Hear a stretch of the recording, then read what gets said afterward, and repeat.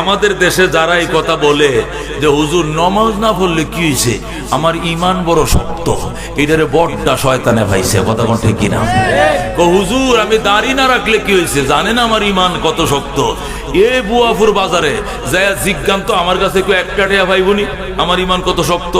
আমার কাছে কোনো সিএনজি হলো 2টা পয়সা পাইবো, আমার কাছে কি কোনো গুদাওয়ালা খাওয়ালা 5 টাকা পাইবো, না কোনো সাত দোকান 2 টাকা পাইবো, কেউ আমার কাছে পাইতো না। দাড়ি রাখছি না তাতে কি, সে মনে করছে কি দোকান বাকি না থাকলে এটার ইমান কয়।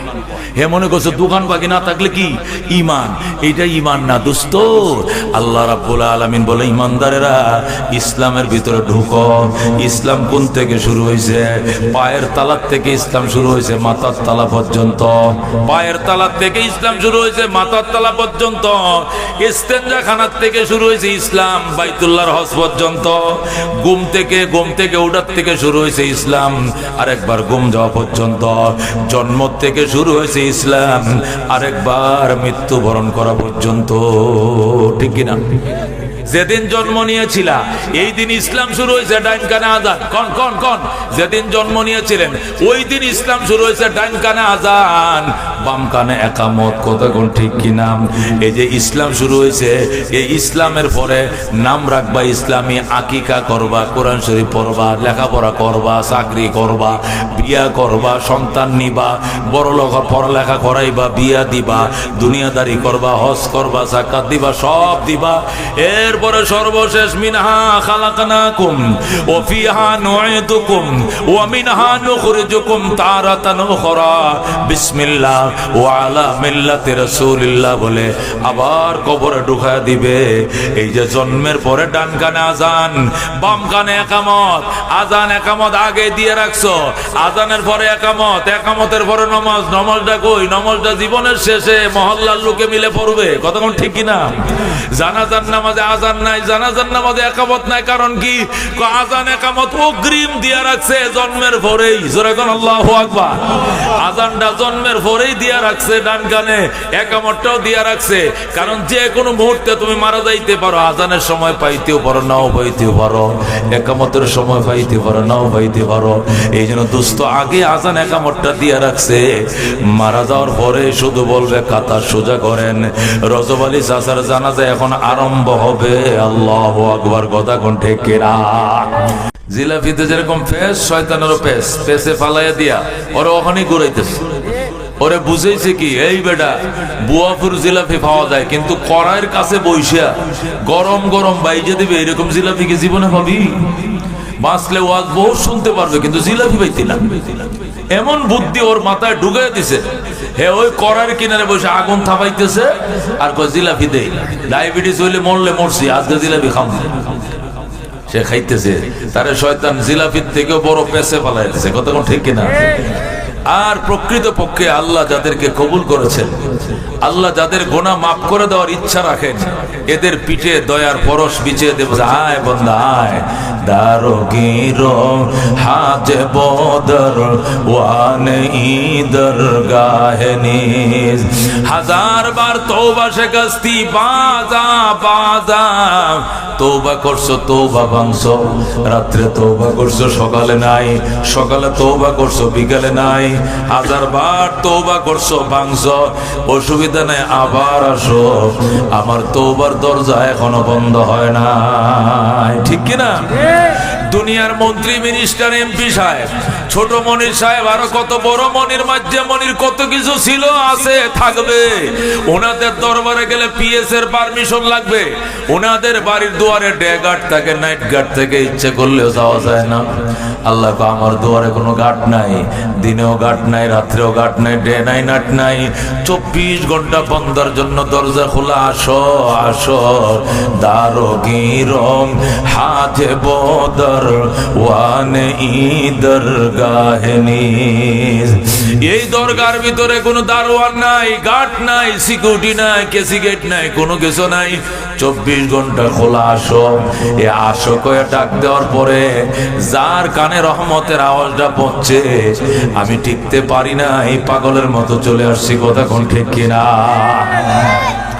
আল্লাহ দরবারে বুক ভরা আশা, প্রাণ ভরে বয়ান শুনবো, শুনে আখিরি মোনাজাত করব, মা বাবার জন্য কানবো, কান্নাকাটি করে চোখের পানি মুছতে মুছতে বাড়িতে যাব। আল্লাহ তৌফিক দান করুক, যেরকম আমিন। তাহলে কি বলছিলাম, মাহফিলে আনছেন কে? আমার আল্লাহ। গাছের ফল কে দেয়? ক্ষেতের ফসল কে দেয়? চন্দ্র সূর্য ওঠানামা করে কার কথায়? এ মুসলমান, এই 15 বছরের সংসার আওয়ামী লীগের ব্যাঙ্গে চুরমার করে দিয়েছে কে? যারা 41 সাল স্বপ্ন দেখতো আর বলতো মালাকুল মওত আজরাইল আইলো, আমগরে নামাইতে পারতো না, কথা কোন ঠিক কিনা?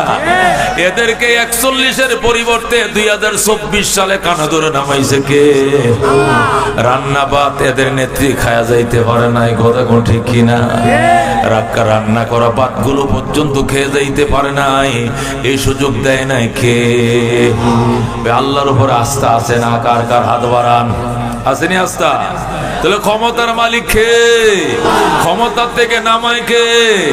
আবার চেয়ারে বসায় কে? ইজ্জতের মালিক কে? অপমানের মালিক কে? 41 পর্যন্ত বাঁচবা কিনা এই খবর তোমার নাই, আর তুমি চ্যালেঞ্জ করো 41 পর্যন্ত আসো। এটা আল্লাহর উপরে লাঠি ঘোরানো ছাড়া আর কিছু নয়, কথা ঠিক কিনা? ও দোস্ত, এই জন্য ইয়াকিন রাখো, আল্লাহ এনেছেন, আমি আসি নাই, কথা কোন ঠিক কিনা? হযরত হুসাইন রাদিয়াল্লাহু তাআলা আনহু কারবালার ময়দানে গেলেন, এজিদ বাহিনী ব্যারিকেড দিল। ব্যারিকেড দেওয়ার পরে ওই পাশের গ্রাম থেকে কয়েকজন লোক আইসা বলতেছে, আমরা হুসাইনের দেওয়ানা, হুসাইনের পাগল, আমরা হুসাইনকে শেষবারের মতো দেখতে আইছি, নবীর নাতিকে একটু দেখতে আইছি, আমগর একটু দেখতে দেন। তখন এজিদের বাহিনী, সেনাবাহিনী, জিয়াদ ইবনে উবাইদুল্লাহ ইবনে জিয়াদের বাহিনী ব্যারিকেড ভেঙে ওদেরকে ঢুকতে দিল। তো ওই অঞ্চলের মেয়ে ছেলেরা আইসা হযরত হুসাইনকে দেখে অনেক কান্নাকাটি করলো, আর বলল, তোমরা যে আজকে হুসাইনকে মারার জন্য অস্ত্র তাক করে রেখেছো, তোমরা আল্লাহর নবীর দরবারে কি জবাব দিবা বলো? তোমরা তো বেঈমান নও, তোমরাও তো মুসলমান দাবিদার, কিন্তু এই যে নবীর নাতিকে মারবা, আল্লাহর হাবিব কুলে নিয়ে যে তার গায়ের একটা অঙ্গ বাদ নাই যেখানে সে চুমু খায় নাই, নবীর এই চুমু খাওয়া নাতির গায়ে তোমরা যদি আঘাত করো, হাসরের ময়দানে তার নানার সামনে তোমরা কি জবাব দিবা? আল্লাহু আকবার। জবাবের প্রস্তুতি গ্রহণ কইরা এরপর হুসাইনের উপর আঘাত করিও, এই কথাগুলো ওদেরকে বলছে। বলার পরে এবার হুসাইনকে বলতেছে, হুসাইন, এই ইরাকের মানুষ তোমার বাবা আলীকে দাওয়াত করে এনে হত্যা করলো, তুমি কি এর থেকে শিক্ষা নেওয়ার দরকার ছিল না? তোমার বড় ভাই হাসানকে এনে বিষ খাওয়ায় মারলো, এরাই তো, এদের থেকে কি তোমার শিক্ষা নেওয়া দরকার ছিল না? তৃতীয়বার তুমিও আইলা, এদের চিঠি পায়া, এদের চিঠি সকালে লেখে বিকালে নাকুচ করে দেয়, কথা কোন ঠিক কিনা?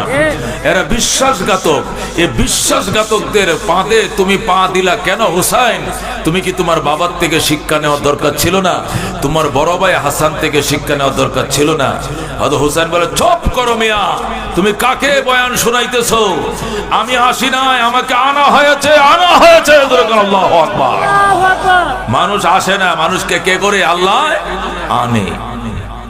আমি যদি শহীদ না হতাম, আল্লাহ যদি আমার কবুল না করতো, তাহলে যেদিন আমার নানার কুলে ছিলাম তখন জিব্রাইল এসে বলছিল, আল্লাহর হাবিব, আপনার নাতিকে কিন্তু কারবালায় শহীদ করা হবে। ওই দিন আমার নানায় বলতো, না আমার নানা আমার নাতিকে শহীদ করলে আমি মানি না, আমার হুসেনকে শহীদ করলে আমি মানি না, আমি মানবো না। একবার যদি আমার নানায় বলতো আমি মানি না, তাহলে জীবনেও আমার এরা শহীদ করতে পারতো না। আল্লাহু আকবার। কিন্তু আমার নানা তো এই কথা বলেন নাই। আমার নানা কি বলেছেন? আমার নানা বলেছেন, ওরা বড় হতভাগা, এরা বড় কপাল পোড়া, যারা আমার নাতির গায়ে আঘাত করবে, যারা আমার নাতিকে শহীদ করবে, এদের কপালে দুঃখ আছে, কষ্ট আছে, এরা তো অত্যন্ত হতভাগা, অত্যন্ত কপাল পোড়া, যারা আমার নাতির উপর আঘাত করবে। তাহলে বোঝা গেল আমার নানা ভাই আমার শাহাদতকে মেনে নিয়েছিলেন। যেহেতু আমার শাহাদতকে আমার নানা মেনে নিয়েছেন, সুতরাং এখানে আমার নাই সে উপায় নাই, আমাকে আসতে হবে, শহীদ হইতেই হবে, কারণ আমার নানা তার উম্মতের জন্য আমাকে কুরবান করে দিয়েছেন। আল্লাহু আকবার। সুতরাং তোমরা কারা আমাকে এসে বলো কেন আসলাম? আমি তো আসি নাই, রব আমাকে আনছে। আল্লাহু আকবার। হুসেন বলেন মুঝে খোফাওয়ালো মুসাফির ন সমঝো मैं आया नहीं हूँ बुलाया गया हूँ कि मेहमान बना के सताया गया हूँ मैं रोया नहीं हूँ रुलाया गया हूँ खुदा जाने कहीं से हाय मेज़बानी 72 पियासों कहीं बूंद पानी खीमा जलाया सामा बिलोटा गुंचा बिठोटा गुलिस्ता बिटोटा मुझे खोफा वालो मुसाफिर न समझो मैं आया नहीं हूँ बुलाया गया हो। अल्लाहु अकबर। बेहश्तो बड़ी में बोलें बेहश्तो बड़ी में मक्का बन रही है मैं मुर्दा नहीं हूँ जिलाया गया हो खीमा जलाया सामा बिलोटा गुंचा बिटोटा गुलिस्ता बिटोटा মারহাবা। হযরত হোসেন বলে আমি আসি নাই রে, আমি আসি নাই, আমার আল্লাহ আমাকে আনছে, আমার নানায় বাধা দেয় নাই। বলেন আল্লাহু আকবার। আল্লাহু আকবার। নবীর আমার নানার সাহাবীরা আমাকে বাধা দিয়েছিল ইরাক না আসার জন্য, কিন্তু আমার নানা আমার স্বপ্ন দেখায় হুসাইন এখনো কি রওনা হও নাই? তুমি কি এখনো কারবালার দিকে রওনা হও নাই? আমি নবী তোমাদের শাহাদাত মাইনা নিছি আমার উম্মতের গুনার কাফারার জন্য। সুবহানাল্লাহ। এই জন্য দোস্ত মাহফিলে খোদায় আনছে, কে আনছে? এই জন্য খুশি না বেজার? চিৎকার মেরে বলেন আলহামদুলিল্লাহ। আল্লাহ গুনার গাটুরি বহন করে আইছি, মুনাজাত শেষে নিষ্পাপ করে বাড়িতে ফিরাও। জোরে কোন আমিন। আমি খুতবা দুরূদ শরীফের পর সূরা বাকারার 208 নম্বর আয়াত আপনাদের সামনে তেলাওয়াত করেছি। সূরা বাকারা কোরআন শরীফের মধ্যে সবচেয়ে বড় একটা সূরা। এত বড় সূরা কোরআন শরীফে আর দ্বিতীয়টা নাই। এই সূরার 208 নম্বর আয়াত, দেখেন তার আয়াত কত বেশি। 208 নম্বর আয়াত আপনাদের মাঝে তেলাওয়াত করেছি। এই আয়াতকে সামনে রেখে তাফসীর করতে চাই। আপনারা কি তাফসীর শুনতে রাজি আছেন? এমনি গদ বান্দা ওয়াজ ওইটাই এক জিনিস, আর তাফসীরুল কোরআন মাহফিল বা তাফসীরের আলোচনা এইটাই ভিন্ন এক জিনিস। তাফসীরের আলোচনার মজাই আলাদা, কথা ঠিক কিনা? আল্লাহর কোরআন থেকে সরাসরি আলোচনা, এটার কি স্বাদ অত্যন্ত বেশি, এবং ওইটা ডাইরেক্ট হেদায়েত। ওইটা কি ডাইরেক্ট হেদায়েত, কারণ ডাইরেক্ট কোরআন থেকে কথা ঠিক কিনা? আল্লাহর নবী বলছেন হুয়া হাবলুল্লাহিল মাতিন, কোরআন হলো আল্লাহর মজবুত রশি। হাবলুল্লাহিল মাতিন মানে আল্লাহর মজবুত রশি। লা তানকাদি আজাইবুহু, এই কোরআনের আশ্চর্য বলে কোনোদিন শেষ হবে না, অবাকা বলে কোনোদিন শেষ হবে না। লা ইয়াখলুকু আন কাসরাতির রদ্দে, এটা বারবার পড়লেও কোনোদিন পুরাতন হয় না। কথা কোন ঠিক কিনা? এই যে কোনো গান 2 বার 3 বার 10 বার শুনলে পরে কি কয়, কয়টা বদলাইয়া দেয়, এটা আর ভালো লাগে না, এটার কত হুনস। কতক্ষণ ঠিক কিনা? গান বারবার শুনলে পুরান লাগে, কবিতা বারবার শুনলে পুরাতন লাগে, গজল বারবার শুনলে পুরান হয়ে যায়। হিন্দি শুনতে শুনতে বাংলা দেয়, বাংলা বাদ দিয়ে ইংলিশ দেয়, শুধু গান বদলাও, কয় পুরান আর ভাল লাগে না। কিন্তু আল্লাহর কোরআন 1500 বছরের পুরাতন কিতাব। আজকে 60 বছর 70 বছর পর্যন্ত নামাজ পড়তেছে মুরব্বীরা। প্রত্যেকটা নামাজের মধ্যে ইমাম সাহেব শুরু করে আলহামদুলিল্লাহি রাব্বিল আলামিন, আর রহমানির রহিম মালিকি ইয়াউমিদ্দিন ইয়াকা না'বুদু ওয়া ইয়াকা নাস্তাঈন। কথা কোন ঠিক কিনা?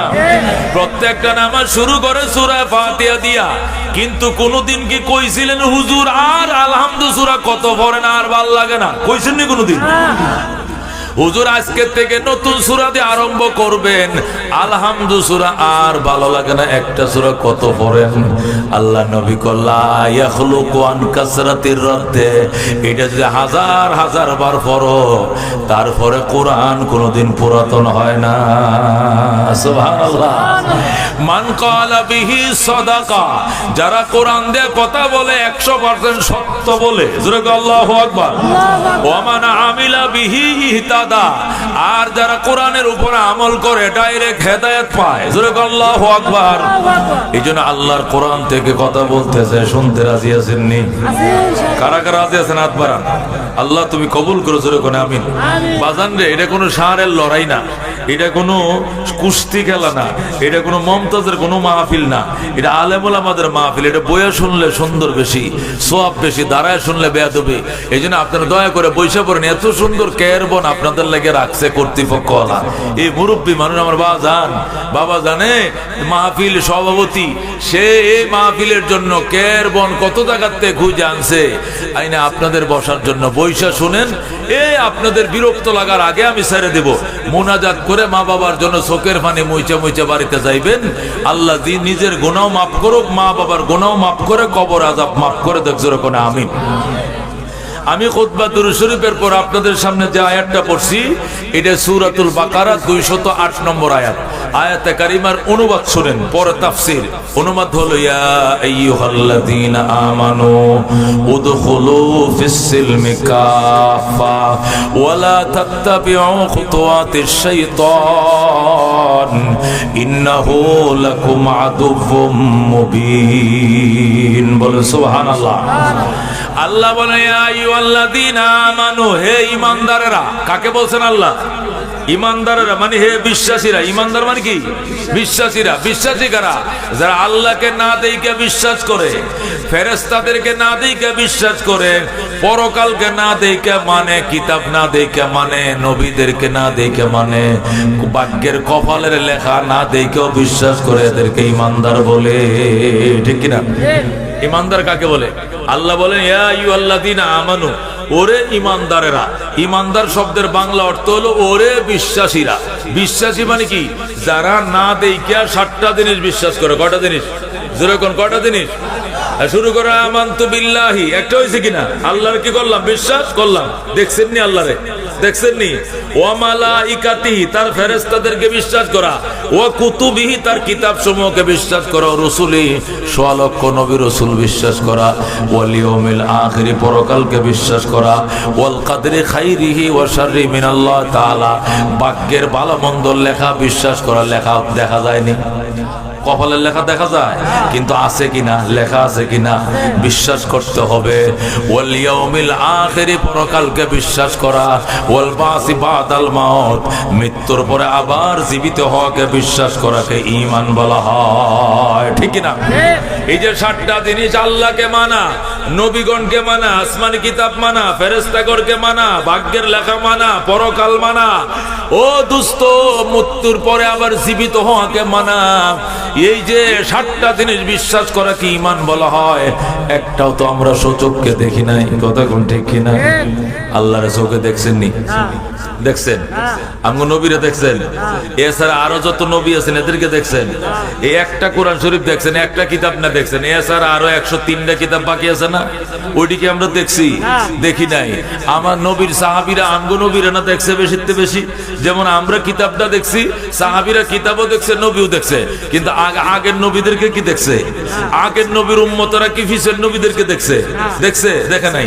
তাহলে আল্লাহকে বিশ্বাস করা, ফেরেশতা বিশ্বাস করা, নবী রাসূল বিশ্বাস করা, কিতাব বিশ্বাস করা, ভাগ্যর লেখা বিশ্বাস করা, কবর বিশ্বাস করা, হাসর বিশ্বাস করা, পুনরুত্থানকে বিশ্বাস করা, এই 7টা জিনিস বিশ্বাস করা কি ঈমান বলা হয়? একটা জিনিসও দেখা যায় না, কথা কোন ঠিক কিনা?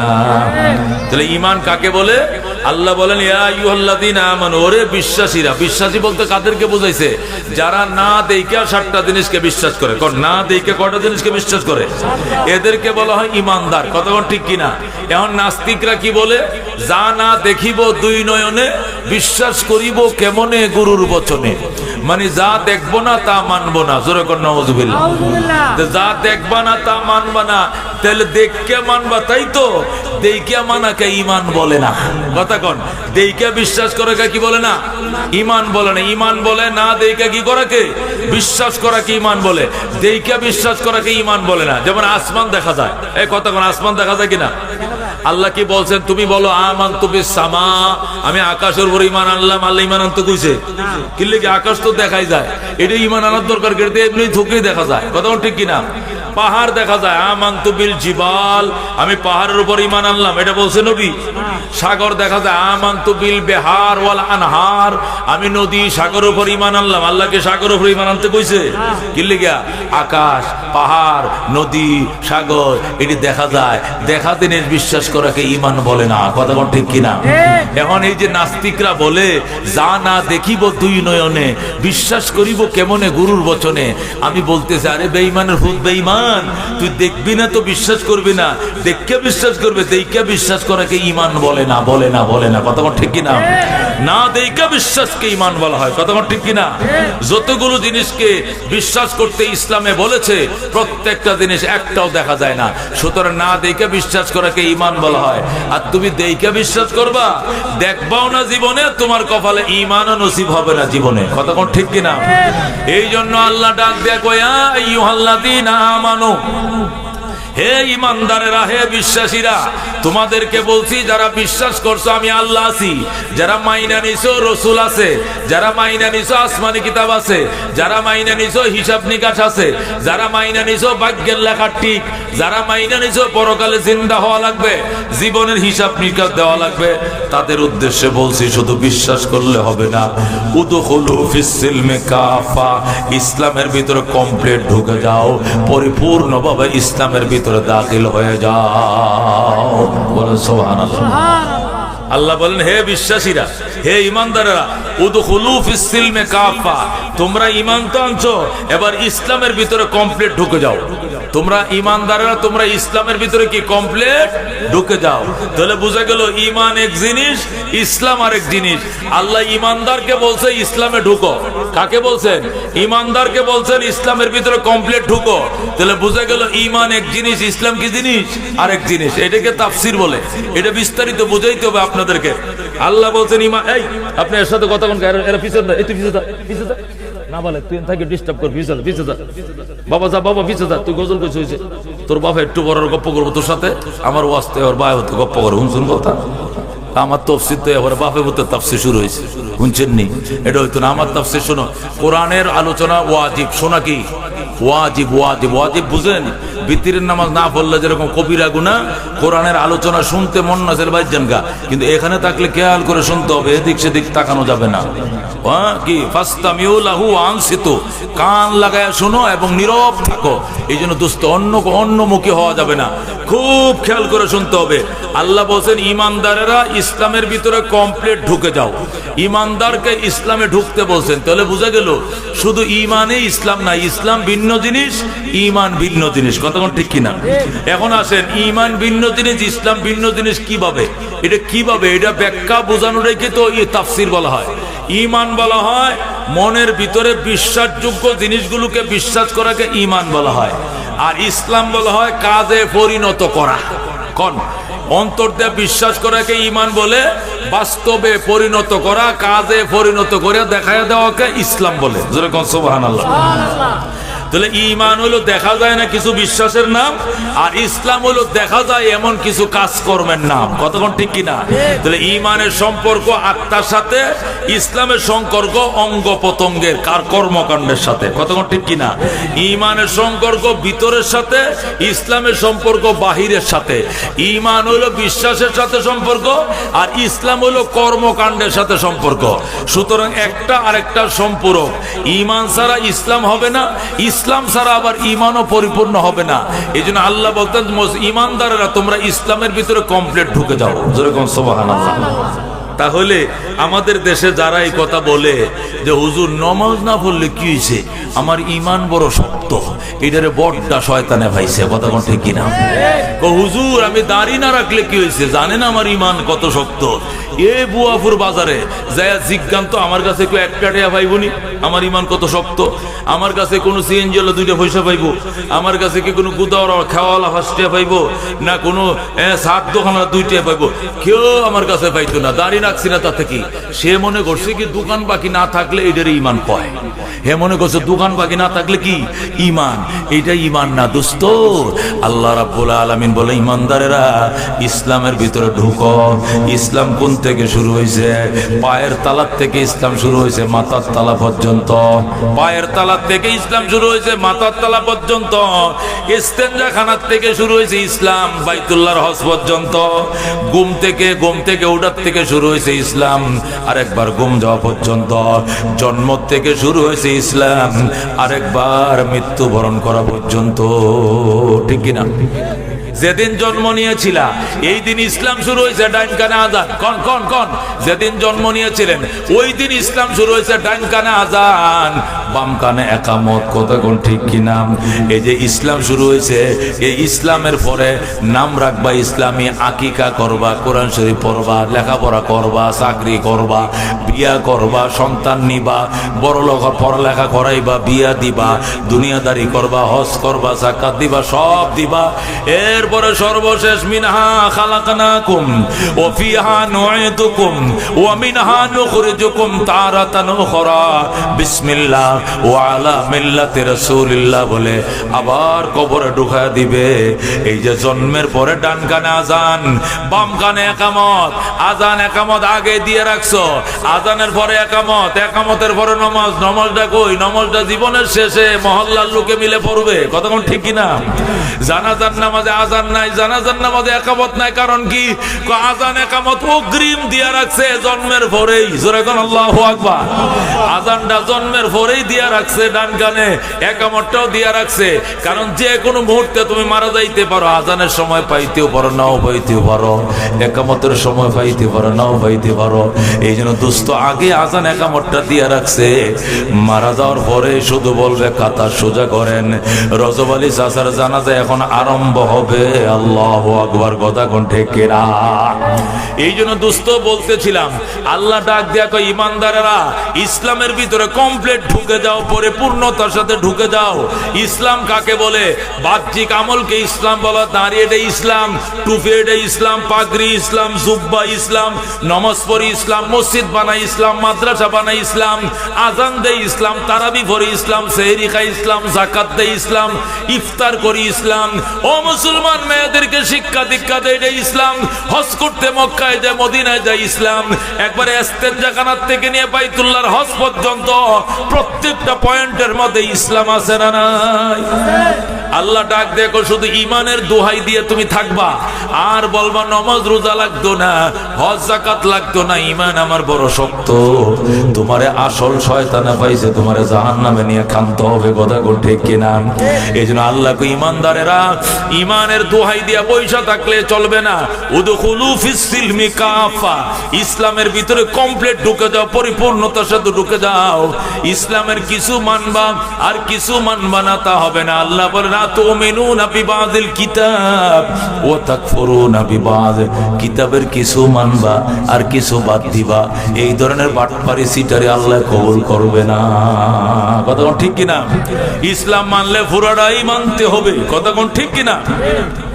এই জন্য আল্লাহ ডাক দেখো, ইয়া আইয়ুহাল্লাযীনা আমানু দুখুলু ফিস সিলমি কাফা, ঈমানদাররা ইসলামের ভিতরে কমপ্লিট ঢুকে পড়ো, পরিপূর্ণতার সাথে ঢুকে পড়ো। তুমি যেদিন জন্ম নিবা সেই দিন থেকে ইসলাম শুরু হয়ে যাবে। জন্ম নেওয়ার সাথে সাথে ডান কানে আযান, বাম কানে ইকামত। এরপরে ইসলামের নাম রাখতে হবে কার? সন্তানের জন্য ইসলামী নাম রাখতে হবে। কথা কোন ঠিক কিনা? নামের মধ্যে ইসলাম আছে না নাই? এ মাইকেল আট্টু সাউন্ডটা বাড়াও। নামের মধ্যে ইসলাম আছে না নাই? আট্টু সাউন্ডটা বাড়াও। নামে ইসলাম আছে না নাই? এ অটল ফটল, অজয় বিজয় পরাজয়, সীমান্ত আকাশ বৃষ্টি, এটা কি মুসলমানের নাম? এটা মুসলমানের নাম? তো অজয়, আচ্ছা বাংলাদেশে কি কোনো আলেমের নাম শুনছেন? হযরত মাওলানা আল্লামা শাইখুল হাদিস অজয় সাহেব, টেঙ্কু মিয়া, বিজয় মিয়া, অজয় মিয়া, এরকম কোন নাম শুনছেন এই দেশের কোন আলেম ওলামা? হযরত মাওলানা শাইখুল আল্লামা বিপ্লব মিয়া সাহেব, এরকম কোন নাম শুনছো? এই সমস্ত বকাটা নামওয়ালারা কোনোদিন আলেম হইতে পারবেন না। কথা ঠিক কিনা? এই জন্য হযরত ওমর ফারুক বলেছেন, তুমি যদি নেককার সন্তানের বাবা হতে চাও, তিনটা কাজ করতে হবে। কয়টা কাজ করতে হবে? এক নম্বর, তোমাকে নেককার মেয়ে বিয়ে করতে হবে। তুমি তেঁতুল গাছে চারা লাগাইছো আর সবরি কলা খাইবা, জীবনে আশা পূরণ হতো না। তোমাকে কি করতে হবে? সবরি কলার বীজেই রুইতে হবে। তুমি নেককার বউ না আইনা নেককার সন্তানের বাবা হইবা, জীবনে হবে না। তুমি আনছো দয়ুস, সে পর্দা করে না, পুশিদা করে না, দেবর বাসুর রুট কাট সবার সাথে অবাধে কথা বলে, সবার সাথে দেখা করে, হাসি ঠাট্টা খিলখিল করে, এটাও দয়ুস। এটার করতে জন্ম নিবে খবিস, খবিসের করতে খবিস হবে, দয়ুসের করতে দয়ুস হবে। জীবনে আলেম হবে না, উলামা হবে না, হাফেজ হবে না, সমাজসেবক হবে না, ভদ্র মায়ের সন্তান হবে না, বংশের সুনাম সে ঘুরে আনতে পারে না, পারে না, পারে না। কথা ঠিক না? এই জন্য দোস্ত, ইসলামের ভিতরে কমপ্লিট ঢুকতে হবে। সন্তান জন্ম নেওয়ার সাথে সাথে ডান কানে আযান, ইসলাম শুরু হয়ে গেছে। বাম কানে ইকামত, ইসলাম শুরু হয়ে গেছে। মধু আইনা তাহানি করে, একটু মধু খাওয়াইতে হবে, তাহলে ব্রেন বাড়বে। নানান রোগ থেকে আল্লাহ এটাকে বলছে সমস্ত রোগের শেফা। এই জন্য জন্মের পরে একটু মধু তার জিহ্বায় লাগাই দিতে হবে। সারা জীবন আল্লাহ অসংখ্য রোগ বলাই থেকে তারা আল্লাহ হেফাজত করবে। জোরে কোন সুবহানাল্লাহ। এরপরে তার নাম রাখতে হবে ইসমে আব্দুল্লাহ, আব্দুর রহমান, আব্দুল করিম, আব্দুর রহিম, শামসুল ইসলাম, অমুক ইসলাম, এরকম সুন্দর সুন্দর নামগুলো রাখবা। অজয় বিজয় বিপ্লব সীমান্ত আকাশ বৃষ্টি, এই সমস্ত নাম বাজান রাখা যাইতো না। ইসলামের নাম রাখতে হবে। সুম্মা আহসিন তাদিবাহু, এরপরে সুন্দর আদব তুমি তারে শিখাইতে হবে। এই সন্তানরা যেদিন আব্বা বলা শিখবে, এই সন্তান যেদিন আম্মা ডাকা শিখবে, সরায়ালম আলম, বলো বল, কয়কার কা কয়কার কা কাকা, নয়কার না নয়কার না নানা, আক্ষরিক জ্ঞান যখন সন্তানরা শিখবে, সাথে সাথে তার কলিজা ছিদ্র করে ঢোকাও লা ইলাহা ইল্লাল্লাহু মুহাম্মাদুর রাসূলুল্লাহ, আশহাদু আল্লা ইলাহা ইল্লাল্লাহু ওয়া আশহাদু আন্না মুহাম্মাদান আবদুহু ওয়া রাসূলুহু। কলিজা ছিদ্র করে তার কলিজার মধ্যে কালিমা ঢোকাও। এটা আত-তালিমু ফিস সিগার কান্নাকশা ফিল হাজার, ছোটবেলার শিক্ষা পাথরের দাগের মতো। পাথরে দাগ দিলে দাগ যেমনে মুছে না, ছোটবেলার শিক্ষার দাগ কোনোদিন মুছবে না। ঠিক কিনা? বুড়াকালে 3 চিল্লা দিয়া আত্মায় তো শিখছেন, দুরূদ শরীফ শিখছেন, বিভিন্ন দোয়া মাসুরা শিখছেন। বুড়াকালে যাইয়া এ ফাঁক না বাঁশ দিয়া দাইরিয়া বানালে যেরকম দাহা হয় না, ভাঙ্গা যায়, এই বুড়াকালে যে 3 চিল্লা দিয়া হাঁসটা দোয়া শিখছেন মাত্র, এটি আজ যদি 2 দিন চর্চা না করেন, তৃতীয় দিন এটা ভুলে দেবেন। কতক্ষণ ঠিক কিনা? মনে থাকবে না। কিন্তু আমরা যে ছোট কালে ওই যে 7 বছর বয়সে শিখছিলাম, এটা মওতের আগে কোনোদিন ভুলবে না। কতক্ষণ ঠিক কিনা? এই জন্য নবী বলেন, সর্বপ্রথম যেদিন সন্তান আব্বা ডাকা শিখবে, আম্মা ডাকা শিখবে, সেই দিন কালিমা ঢোকাও। মান কানা আউয়ালু কালামিহি লা ইলাহা ইল্লাল্লাহ, যার প্রথম কথা হবে লা ইলাহা ইল্লাল্লাহ, ওয়া আখিরু কালামিহি লা ইলাহা ইল্লাল্লাহ, আর সর্বশেষ কথা বিদায় বেলা বলবে লা ইলাহা ইল্লাল্লাহ, দাখালাল জান্নাহ। নবী কই লোকটা জান্নাতে যাবে, জন্মের পরে শুরুতে একবার লা ইলাহা ইল্লাল্লাহ বলছে, আরেকবার মওতের আগে মওতের বিছানায় লা ইলাহা ইল্লাল্লাহ বলছে। মাঝখানে যদি 80 বছর বাইচা থাকে, তবু আমার আল্লাহ তার জীবনের গুনাহ মাফ করে জান্নাত দিয়ে দিবে। যেরকম সুবহানাল্লাহ। এই জন্য দোস্ত, নামের মধ্যে ইসলাম আছে না নাই? তোমার নামটা বললেই যেন বুঝে তুমি মুসলমানের সন্তান। যদি গয়েছিলে তোর নাম কি গো বিপ্লব, বিপ্লব কইলে আপনার থেমে যাবেন মানে কি বিপ্লব? আচ্ছা, তো তোরা মুসলমান না হিন্দু? চিনা জানা না তাহলে কি মুসলমান না হিন্দু জিজ্ঞেস করো, কথা ঠিক কিনা? তোর নাম কি? অজয়। অজয়, আচ্ছা তোর বাপের নাম কত? বিজয়। হইল না। তোরা কোন বংশ? আমরা চৌধুরী বংশ। তবু বুঝতে পার, হিন্দুর মধ্যে তো চৌধুরী আছে কিনা? অজয় দেও বুঝলো না মুসলমান, বিজয় দেও বাবার নাম দিয়ে বুঝলো মুসলমান, বংশের নাম কইতে তখনও বুঝে আসে না। কি বিপদে পড়ছে, আর কি জিগে বকর। পরে কয় একটু লুঙ্গিটা খুলতো তুই, এছাড়া তোরে তো আমি চিহ্নিত করার কোনো ব্যবস্থা পাইতেছি না। এখন ওই কাটা না আকাটা ওইটা দেখে বুঝতে হবে সে মুসলমান না হিন্দু, কথা কোন ঠিক কিনা? এই জন্য আল্লাহ নবী বলছে তোমার নামটা বলা মাত্রই যেন একজন বুঝে ফেলে যে মুসলমানের সন্তান, কথা কোন ঠিক কিনা? এমন নাম তুমি রাখবা। এরপরে তোমার বাচ্চাদের যেদিন আল্লাহু আকবার আলম বল কলম কয়কার কাকা ময়কার ময়কার মামা, এটি যেদিন শিক্ষা শুরু করে ওই দিনে কালিমাটা তার সিনার ভিতরে ঢুকাইবা। এরপরে মাদ্রাসায় পাঠাইয়া মক্তবে নিয়ে আত্মায়ত দুরূদ শরীফ শিখাইবা, 10টা হাদিস শিখায় ফেলবা, 10টা কোরআনের সূরা গুলো শিখায় ফেলবা, শিখাইয়া মক্তবটা শেষ করিয়া এরপরে কলেজে পাঠাইবা। এই যদি ব্যারিস্টার হয়, ডাক্তার হয়, মাস্টার হয়, কোনোদিন নাস্তিক হবে না, খোদার দুশমন হবে না। তুরস্কের প্রেসিডেন্ট, তুর্কি প্রেসিডেন্ট ডক্টর এরদোগান, কি নাম? তুর্কি প্রেসিডেন্ট হাফেজ এরদোগান, সে ডক্টর। ও মুসলমান, সে ছোটবেলায় কোরআনের হাফেজ। সুবহানাল্লাহ। এই জন্য আজকে সে মুসলিম উম্মার সে অভিভাবক। বর্তমানে সৌদি আরব মুসলিমদের অভিভাবক নয়, তুর্কি প্রেসিডেন্ট অভিভাবক। যদি বলেন ইরানরা অভিভাবক, ইরানরা অভিভাবক নয়, ইরানরা তো শিয়ারা মুসলমান নয়। শিয়ারা হযরত আলীকে সাহাবী মানে, ওসমানকে মানে, আবু বকরের উপর লানত করে, উমরের উপর লানত করে। যারা আবু বকর উমরের সাহাবিয়তকে মানে না, এরা মুসলমান নয়, কথা বল ঠিক কিনা? এই জন্য শিয়ারা আমাদের কিছু না, শিয়ারা আমাদের কোনো গার্জিয়ান না, গর্বের বিষয় নয়। আমাদের গর্বের বস্তু হলো এরদোগান, সুন্নি মুসলিম, কথা বল ঠিক কিনা? আর সৌদি আরব ওরা তো দালালের বাচ্চা, এরাও সুন্নি মুসলিম, কিন্তু এরা আমেরিকার কাছে গলা সুদ্ধা বিক্রি করে দিয়েছে, কথা বল ঠিক কিনা? এদের চোখের সামনে আজকে ফিলিস্তিনকে কিভাবে নির্মমভাবে হত্যা করতেছে, কিন্তু এদের চোখে পানি নাই। ওরা নারী নিয়া আর অর্থ নিয়া, মেলা নিয়া, উলা নিয়া ওরা খেলতেছে, কথা বল ঠিক কিনা? ওদের কোনো টেনশন নাই। টেনশনের দোকানে সবসময় সে হুঙ্কার দিয়ে কথা বলতেছে। ও মুসলমান, এ হাফেজের দোকান, কোরআনের হাফেজ। হাফেজ হওয়ার পরে ডক্টর হয়েছে, ডক্টর হওয়ার পরে আজকে তুর্কির প্রেসিডেন্ট, 2বার প্রধানমন্ত্রী ছিল, এবার সহ 2বার প্রেসিডেন্ট। ও মুসলমান, আজকে এই সমস্ত মানুষ ইসলামের পক্ষে কাজ করে, জীবনেও কোনোদিন নাস্তিক হবে না, কবির চৌধুরী হবে না, আহমদ শরীর হবে না, ওই শামসুর রহমান হবে না, কোরআনের বিরুদ্ধে কথা বলবে না। আজানের শব্দ বেশ্যানারীর আওয়াজের মতো লাগে, শামসুর রহমানের মতো এরা কোনোদিন কথা বলবে না, কথা ঠিক কিনা? এই জন্য আল্লাহর নবী বলেন, সর্বপ্রথম তোমার সন্তান যেদিন আব্বা আম্মা ডাকা শিখে, ওই দিন কলিজা ছিদ্র করে কালিমা ঢোকাও, এরপরে ডক্টর বানাও, ব্যারিস্টার বানাও। কোনদিন সে নাস্তিক হবে না, আল্লাহ রসুলের বিরোধিতা করবে না। এমন সন্তানকে ডক্টর বানাইলে তুমি জাহান্নামে যাওয়া লাগবে না, কারণ আল্লাহ রসুল সিনায়া তুমি কবরে গেছো, এই জন্য আল্লাহর দরবারে জবাব দিতে হবে না, কথা কোন ঠিক কিনা? কিন্তু সন্তানকে আল্লাহ রসুল না সিনে তুমি যদি মারা যাও, এই জন্য হাসরের ময়দানে আল্লাহর দরবারে এক পায়ে দ্বারা জবাব দিতে হবে। ও আব্দুল করিম, ছেলেরে ডক্টর বানাইছিলা, ব্যারিস্টার বানাইছিলা, উন্নত দেশে পাঠায় ডক্টরেট আনাইছিলা, কিন্তু আল্লাহ চিনাও নাই, রসুল চিনাও নাই, সে আত্মায় তো জানে না, নামাজ জানে না, এত বড় নাফরমানি তুমি কেমনে করলা? ছেলেটাও জাহান্নামে যাবে, লোকে তুমিও জাহান্নামে যাবে। তখন সন্তানের সাথে পিতা মাতাকেও জাহান্নাম দিবেন। এই জন্য দোস্ত, আল্লাহ ডাক দেখো, দুখুলু ফিস সিলমি কাফা, ইসলামের ভিতরে কমপ্লিট ঢুকো। সুতরাং নামের মধ্যে ইসলাম আছে না নাই? লেখাপড়ার মধ্যে ইসলাম আছে না নাই? সর্বপ্রথম সিএ টিকেট, আরে টিরেট, ডিএজি ডগ, কুত্তা, বানর, হনুমান, বিড়াল, এই ইঁদুর, বান্দর, এগুলো আগে শিখায় না, প্রথম শিখাইবা আশহাদু আল্লাহ ইলাহা ইল্লাল্লাহু ওয়া আশহাদু আন্না মুহাম্মাদান আবদুহু ওয়া রাসূলুহু।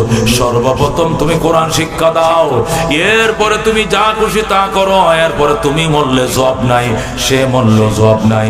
আল্লাহর সিনা নবীর সিনার এলেম তুমি তার আগে শিখে দিয়েছ। এরপরে বিয়া শাদীর মধ্যে ইসলাম লাগবে কিনা?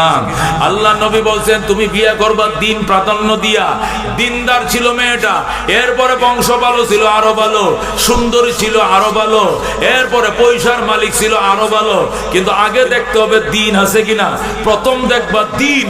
দিনদারি যদি মেয়েটার ভিতরে থেকে নামাজ পড়ছে, বুরকা পরে চলছে, এরপরে সুন্দরী হইলে আর কোনো কথা নাই, টাকা পয়সা হইলে আরো ভালো, ক্ষমতার দলীয় সমর্থন থাকলে আরো ভালো, এলাকার সম্ভ্রান্ত হইলে আরো ভালো। তবে প্রথম ভালো হলো দিনের ভালো। কথা ঠিক কিনা? দিনের ভালো দেখে মেয়ে বিয়ে করো। এ মেয়ের করতে ছেলে হোক আর মেয়ে হোক দিনদার হবে। আর যদি খারাপ মেয়ে দেখে বিয়ে করো, এই ঘরে কোনো দিন ভালো মেয়ে হবে না। গাই গুনে তার ঘি, মা গুনে তার জি। কথা ঠিক কিনা? গাই যদি ভালো হয়, দেশি গাই হয়, গিডেও ভালো হইব কারো। কথা ঠিক কিনা? আর যদি বিদেশি অস্ট্রেলিয়ান গাই, দুধও ফাংসা, ঘিও ফাংসা। কথা ঠিক কিনা? এই জন্য সমাজে বলে গাই গুনে তার ঘি, মা গুনে তার জি।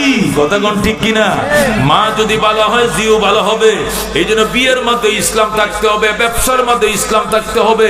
ব্যবসার মধ্যে ওজনে কোনোদিন কম দেওয়া যাবে না, নকল নোট দিয়ে কেনা বেচা করা যাবে না, আর শুকনা জিনিসের সাথে ভিজায় মাল ওজন বাড়ানো যাবে না। 2 নম্বর 1 নম্বর মিক্সার করে বিক্রি করা যাবে না। আল্লাহ নবী বলছেন তাজিরুস সাদুকুল আমিনু, সত্যকাতী ন্যায় পরায়ণ বাদশা, এরা নবী রাসূল সিদ্দিকগণের সাথে জান্নাতে যাবে। সুবহানাল্লাহ। এই জন্য ব্যবসার মধ্যে ইসলাম থাকতে হবে। রাজনীতির মধ্যে ইসলাম আছে না নাই? আছে কিনা? রাজনীতির মধ্যে ইসলাম আছে রে বাজান। 53 বছর হয়েছে বাংলাদেশ স্বাধীন হয়েছে। এই 53 বছর এখনো সাম্য পাই নাই, মানবিক মর্যাদা পাই নাই, ন্যায় বিচার পাই না, শুধু আয়না ঘর পাইছে, আয়না ঘর। কথা ঠিক কিনা?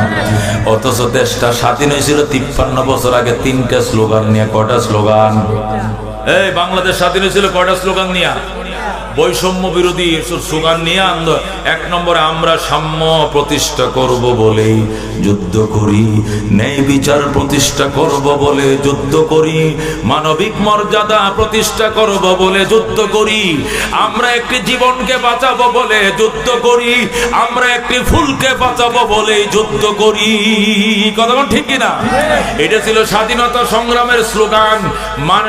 সাম্য, মানবিক মর্যাদা, ন্যায় বিচার, 3টা প্রতিষ্ঠা করার জন্যই বন্ধু স্বাধীনতা সংগ্রাম শুরু হয়েছিল। 26শে মার্চ শুরু হয়েছে, 16ই ডিসেম্বর শেষ হয়েছে। টানা 9 মাস রক্তক্ষয়ী সংগ্রাম চলছে। কথা ঠিক কিনা? রক্তক্ষয়ী হয়েছে কিনা? রক্ত শুধু রক্ত নয়, শুধু রক্ত নয়, রক্তের সাগর। 1 সাগর রক্তের বিনিময়ে দেশ স্বাধীন হয়েছে। কথা ঠিক কিনা? 30 লক্ষ মানুষ শহীদ হয়েছে, 2 লক্ষ মা বোন শহীদ হয়ে কি হয়েছে? সম্ভ্রম ইজ্জত হারাইছে। এরপরে 9 মাস রক্তক্ষয়ী সংগ্রামের পর দেশ স্বাধীন হয়েছে। আগে কি ছিল? পরাধীন ছিল, পরে স্বাধীন হয়েছে। আগে বৈষম্য ছিল, সাম্য প্রতিষ্ঠার জন্য দেশ স্বাধীন করছে। আগে বৈষম্য কেমনে ছিল? চট্টগ্রামে কর্ণফুলী পেপার মিলে পেপার তৈরি হইতো। এই পেপার বাংলাদেশে বিক্রি হয়েছে 3 টাকা দিস্তা, আর বিমান দিয়ে নিয়ে পাকিস্তানে বিক্রি করছে 8 আনা দিস্তা। চট্টগ্রামের বাঁশখালীতে লবণ তৈরি হয়, এই লবণ চট্টগ্রাম সহ পূর্ব পাকিস্তানে বিক্রি হয়েছে 6 টাকা শের। কয় টাকা শের? 68, 69, 70 সনে বাংলাদেশে 6 টাকা শের লবণ। অথচ পাকিস্তানে 1 টাকা 8 আনা শের লবণ। আমাদের দেশের লবণ জাহাজে করে তাদের দেশে নিয়ে বেচে 8 আনা শের, আর এই লবণ পূর্ব পাকিস্তান বিক্রি হয় 6 টাকা শের। এই জন্য এই সাম্য প্রতিষ্ঠার জন্য বৈষম্য বিরোধী আন্দোলন শুরু হয়েছিল। ওই আন্দোলনে 30 লক্ষ ও ভাই আমার শহীদ হয়েছিল। এরপরে এই 9 মাস যুদ্ধের পরে দেশ স্বাধীন হয়েছে। 9 মাস যুদ্ধের পর দেশ স্বাধীন হয়ে 53 বছর চলে গেছে। এখনো সাম্যর মধ্যে সবাই নাই, এখনো সাম্যের সাথে দেখা সাক্ষাৎ নাই, শুধু আয়না ঘর দেখছি। কথা ঠিক কিনা? আলেম ওলামাদেরকে জেলে নিয়া যারা সেহরি খাইছে, ইফতার খায় নাই, ইফতার খাইলে সেহরি দেয় নাই, ও দোস্ত এদের মানুষের অন্ডকোষের মধ্যে কারেন্টের শর্ট দিছে, কথা কোন ঠিক কিনা? যারা বালেগ হওয়ার পর জীবনে হাঁটুর উপরে কাপড় উঠাই রাই, এদেরকে নিয়ে রিমান্ড দিয়েছে। এক একজন আলেমের নামে 40টা 42টা করে মামলা। মামুনুল হক রে মানাইছে মানিব্যাগ চোর। কি চোর? মামুনুল হক নাকি মানিব্যাগ চুরি করছে। এটা মানুষ তো দূরের কথা, ইবলিশও বিশ্বাস করতো না, কথা কোন ঠিক কিনা? এই সমস্ত অত্যাচার গুলো হয়েছে বাজান। এরপরে আবার নতুন করে দেশ স্বাধীন হওয়া লাগছে। 5ই আগস্ট আবার নতুন করে ছাত্র দেশ স্বাধীন করছে। এইভাবে আরো যে 50 বার স্বাধীন হয়, তারপরেও কিয়ামতের ফজর হয়ে যাবে, সাম্য হবে না, মানবিক মর্যাদা হবে না, যতদিন পর্যন্ত আল্লাহর কোরআনটা আল্লাহর জমিনে প্রতিষ্ঠা না হবে, ঠিক কিনা? যতদিন পর্যন্ত যার দেশ তার আইন চালু না হবে, যার দেশ তার বাড়িতে তার আইন চালু না হলে ওই বাড়িতে শান্তি নাই, কথা কোন ঠিক কিনা? আপনাদের বুয়াপুরে কি 5তলা বাড়ি আছে? আছে কিনা? 4তলা বাড়ি আছে কিনা? আচ্ছা, 4, 5তলা 6তলা বাড়ি আছে, কথা কোন ঠিক কিনা? 6তলা একটা বাড়ির মধ্যে 12টা ফ্ল্যাট, কথা কোন কটা ফ্ল্যাট? এই 12টা ফ্ল্যাটে কি বাড়িওয়ালা একলাই থাকে না ভাড়াটিয়া থাকে? জোরে কোন, বুঝে কোন? ভাড়াটিয়া থাকে কিনা? 12টা ফ্ল্যাটের মধ্যে একটা ফ্ল্যাটের মধ্যে থাকে বাড়িওয়ালা, আর 11টা ফ্ল্যাট ভাড়া, কথা কোন ঠিক কিনা? তাহলে ভাড়াটিয়ার সংখ্যা বেশি না বাড়িওয়ালার সংখ্যা বেশি? ভাড়াটিয়ার সংখ্যা বেশি, কথা কোন ঠিক কিনা? তারপরেও আইন কাটটা চলে, বাড়িওয়ালার আইন চলে। কেন? উনি এই বাড়ির সত্ত্বাধিকারী, উনি যা টাকাতে কিনেছেন, টাকাতে বাড়ি করছেন, উনি ট্যাক্স দেন, উনি ইনকাম ট্যাক্স দিতেছেন, পৌর ট্যাক্স দিতেছেন, উনি এটার বাড়ির মালিক। তুমি থাকলে ভাড়াটিয়া থাকতে হবে। বাড়িওয়ালা লিখে রাখছে 11টা 30 মিনিটে গেট বন্ধ, কথা কোন? লিখে রাখছে কিনা? 11টা 30 মিনিটে গেট বন্ধ। এর মানে কি? ও ভাড়াটিয়া, তোমরা যদি 11 জন না, তোমরা 42 জন হইলো, আমার কথা মানতে হবে, 11টা 30-এর ভিতরে ঢুকতে হবে, কথা ঠিক কিনা? এটা আমার বাড়ি, আমার আইন চলবে, কথা ঠিক কিনা? ও দোস্ত, আল্লাহ এই দুনিয়ার বাড়ির মালিক কে? চাঁদ সূর্যের মালিক কে? ও মুসলমান, চন্দ্র সূর্যের চালাই কে? এই জমিনের মালিক কে? জাপান জার্মানের মালিক কে? চাঁদের দেশের মালিক কে? সূর্যের দেশের মালিক কে? আল্লাহ ডাক দেয়া কন, তোমার বাড়িতে যেরকম তোমার আইন চলে, তোমার আইন না চললে যেরকম ভাড়াটিয়া নামায়া দাও, আমার বাড়িতে আমার আইন চলবে। আমার বাড়িতে যদি থাকতে মন চায় তাহলে আমার আইন মানতে হবে। যদি মানতে মন না চায়, ফানফুজু লা তানফুজুনা ইল্লা বিসুলতান ফাবিআইয়ি আলা রাব্বিকুমা তুকাজ্জিবান। আল্লাহ বলেন, ইয়া মাশারাল জিন্নি ওয়াল ইনস, ও জিন এবং ইনসান শোনো, আমার বাড়িতে যদি থাকতে আমার আইন মানতে হবে। আমার আইন মানতে যদি মন না চায় তাহলে অন্য বাড়িতে চলে যাও, আমার বাড়ি ছেড়ে চলে যাও। আল্লাহ কল্লা তানফুজুনা, যাওয়ার জায়গা নাই। কই যাইবা? যেখানে যাইবা দেখবা এখানে আমি আল্লাহর আইন চলতেছে, জোরে কোন আল্লাহু আকবার। সুতরাং আমার কোন কোন আইনকে তুমি অস্বীকার করবা? একটাকে অস্বীকার করার সুযোগ নাই। এই জন্য দোস্ত, উমর ফারুক রাদিয়াল্লাহু তাআলা আনহু, ওনার রাষ্ট্রের এরিয়া ছিল 2,55,00,000 বর্গ মাইল, জোরে কোন আল্লাহু আকবার। আমাদের রাষ্ট্রের এরিয়া কত? 1,55,000 বর্গ মাইল। বাংলাদেশ কত বড়? 1,55,000 বর্গ মাইল। আর ওমরের দেশ ছিল 2,55,00,000 বর্গ মাইল, জোরে কোন সুবহানাল্লাহ। মানে সমানে অর্ধেকটা দুনিয়া। কোন পৃথিবীর সমান কয়টা? অর্ধেকটা পৃথিবী চালাইছে ওমর। এরপর মানুষের উপরে বৈষম্য দূরের কথা দোস্ত, একটা পশু পর্যন্ত একটা পশুর উপরে বৈষম্য করতে পারে নাই। একটা পশু পর্যন্ত একটা পশুর উপরে বৈষম্য করতে পারে নাই। একে বলে কোরআনের আইন, জোরে কোন সুবহানাল্লাহ। হযরত ওমর ফারুক রাদিয়াল্লাহু তাআলা আনহু মদিনায় খেজুর গাছের তলায় শুয়ে রইছে, আর পশ্চিমে 1,500 মাইল পশ্চিমে আফ্রিকার জঙ্গল থেকে হরিণ আর সিংহ একসাথে নদীর ঘাটে পানি পান করতে আইছে। হরিণ আর সিংহ একসাথে পানি পান করতে আইছে। সিংহ আর হরিণ একসাথে পানি পান করে। সিংহ এদিকে যায়, হরিণ এদিকে যায়। হরিণ একটু দূরে দাঁড়ায়, গো মামা একটু হুনেন, খারান। হরিণ কয়, কি জন্য খারাইতাম? আগে তো আপনাদের অত্যাচারে জঙ্গলে থাকতে পারি নাই, শুধু দৌড়াইছেন আর দূরে দূরে খাইছেন, এখন কেমনে ফরেজগার হইলেন? একসাথে গালে গাল মিলে পানি খাইলাম, আমার দিকে একটু তাকাইলেন না, বাগিনার খবর লইলেন না, কারণটা কি? সিংহ ডাকতে বাগিনা কথা কম কর, হযরতে ওমরের শাসন চলতেছে। আল্লাহু আকবার। হযরত ওমরের শাসন চলছে, মানুষ মানুষের উপরে বৈষম্য দূরের কথা, এটা পশু পর্যন্ত পশুর দিকে তাকানোর সাহস পায় না। কথা কোন ঠিক কিনা? তাকে বলে কোরআনের শাসন, তাকে বলে কোরআনের শাসন। क्या नजर दे जिसने मुर्दों को मसीहा कर दिया, दिल को रोशन कर दिया, आँखों को बीना कर दिया, खुद न थे जो राह पर औरों के हाथी बन गए। क्या नजर दे जिसने मुर्दों को मसीहा कर दिया, दिल को रोशन कर दिया, आँखों को बीना कर दिया। ज़रूर मरहबा। हज़रत ওমর সিডি লেখছে ইহুদিদের কাছে, ওই ফিলিস্তিন জেরুজালেমের কাছে। এ জেরুজালেম কর্তৃপক্ষ, আমি খলিফাতুল মুসলিমিন ওমর বলছি, ফিলিস্তিন আমার হাতে দিয়ে দিতে হবে। আমি কি আসবো নাকি তোরা আসবে? জেরুজালেমের ইহুদিরা উত্তর দিছে, জাহাপনা আমাদের আসার দরকার, তারপর আপনি আইলে একটু খুশি হইতাম, আপনি কেমন মায়ের সন্তান একটু দেখতাম। আল্লাহু আকবার। আপনার ব্যবহারটা কেমন, কোন শক্তি দিয়ে অর্ধেকটা দুনিয়া শাসন করেন, শক্তির উৎসটা কোনটা একটু দেখতাম। দয়া করে যদি আপনি আমগো দেশে আইতেন খুশি হইতাম। আইতে দেরি হবে, জেরুজালেমের কাগজপত্র আপনার হাতে তুলে দিতে দেরি করব না। আসেন আসেন। হযরত ওমর সিটি পায়া গোলাম রে নিয়ে রওনা করছে, জেরুজালেম যাবে। জেরুজালেম মানে ফিলিস্তিন, মদিনার থেকে প্রায় 1500 কিলোমিটার। হযরত ওমর গোলামকে বললেন, গোলাম ওমর রেডি করো, গোলাম উট রেডি করো। গোলাম উট রেডি করলো। হযরত ওমর উটের পিঠে উঠে বসলো, গোলাম লাগাম ধরে টানতেছে। ওমর বইসা রইছে।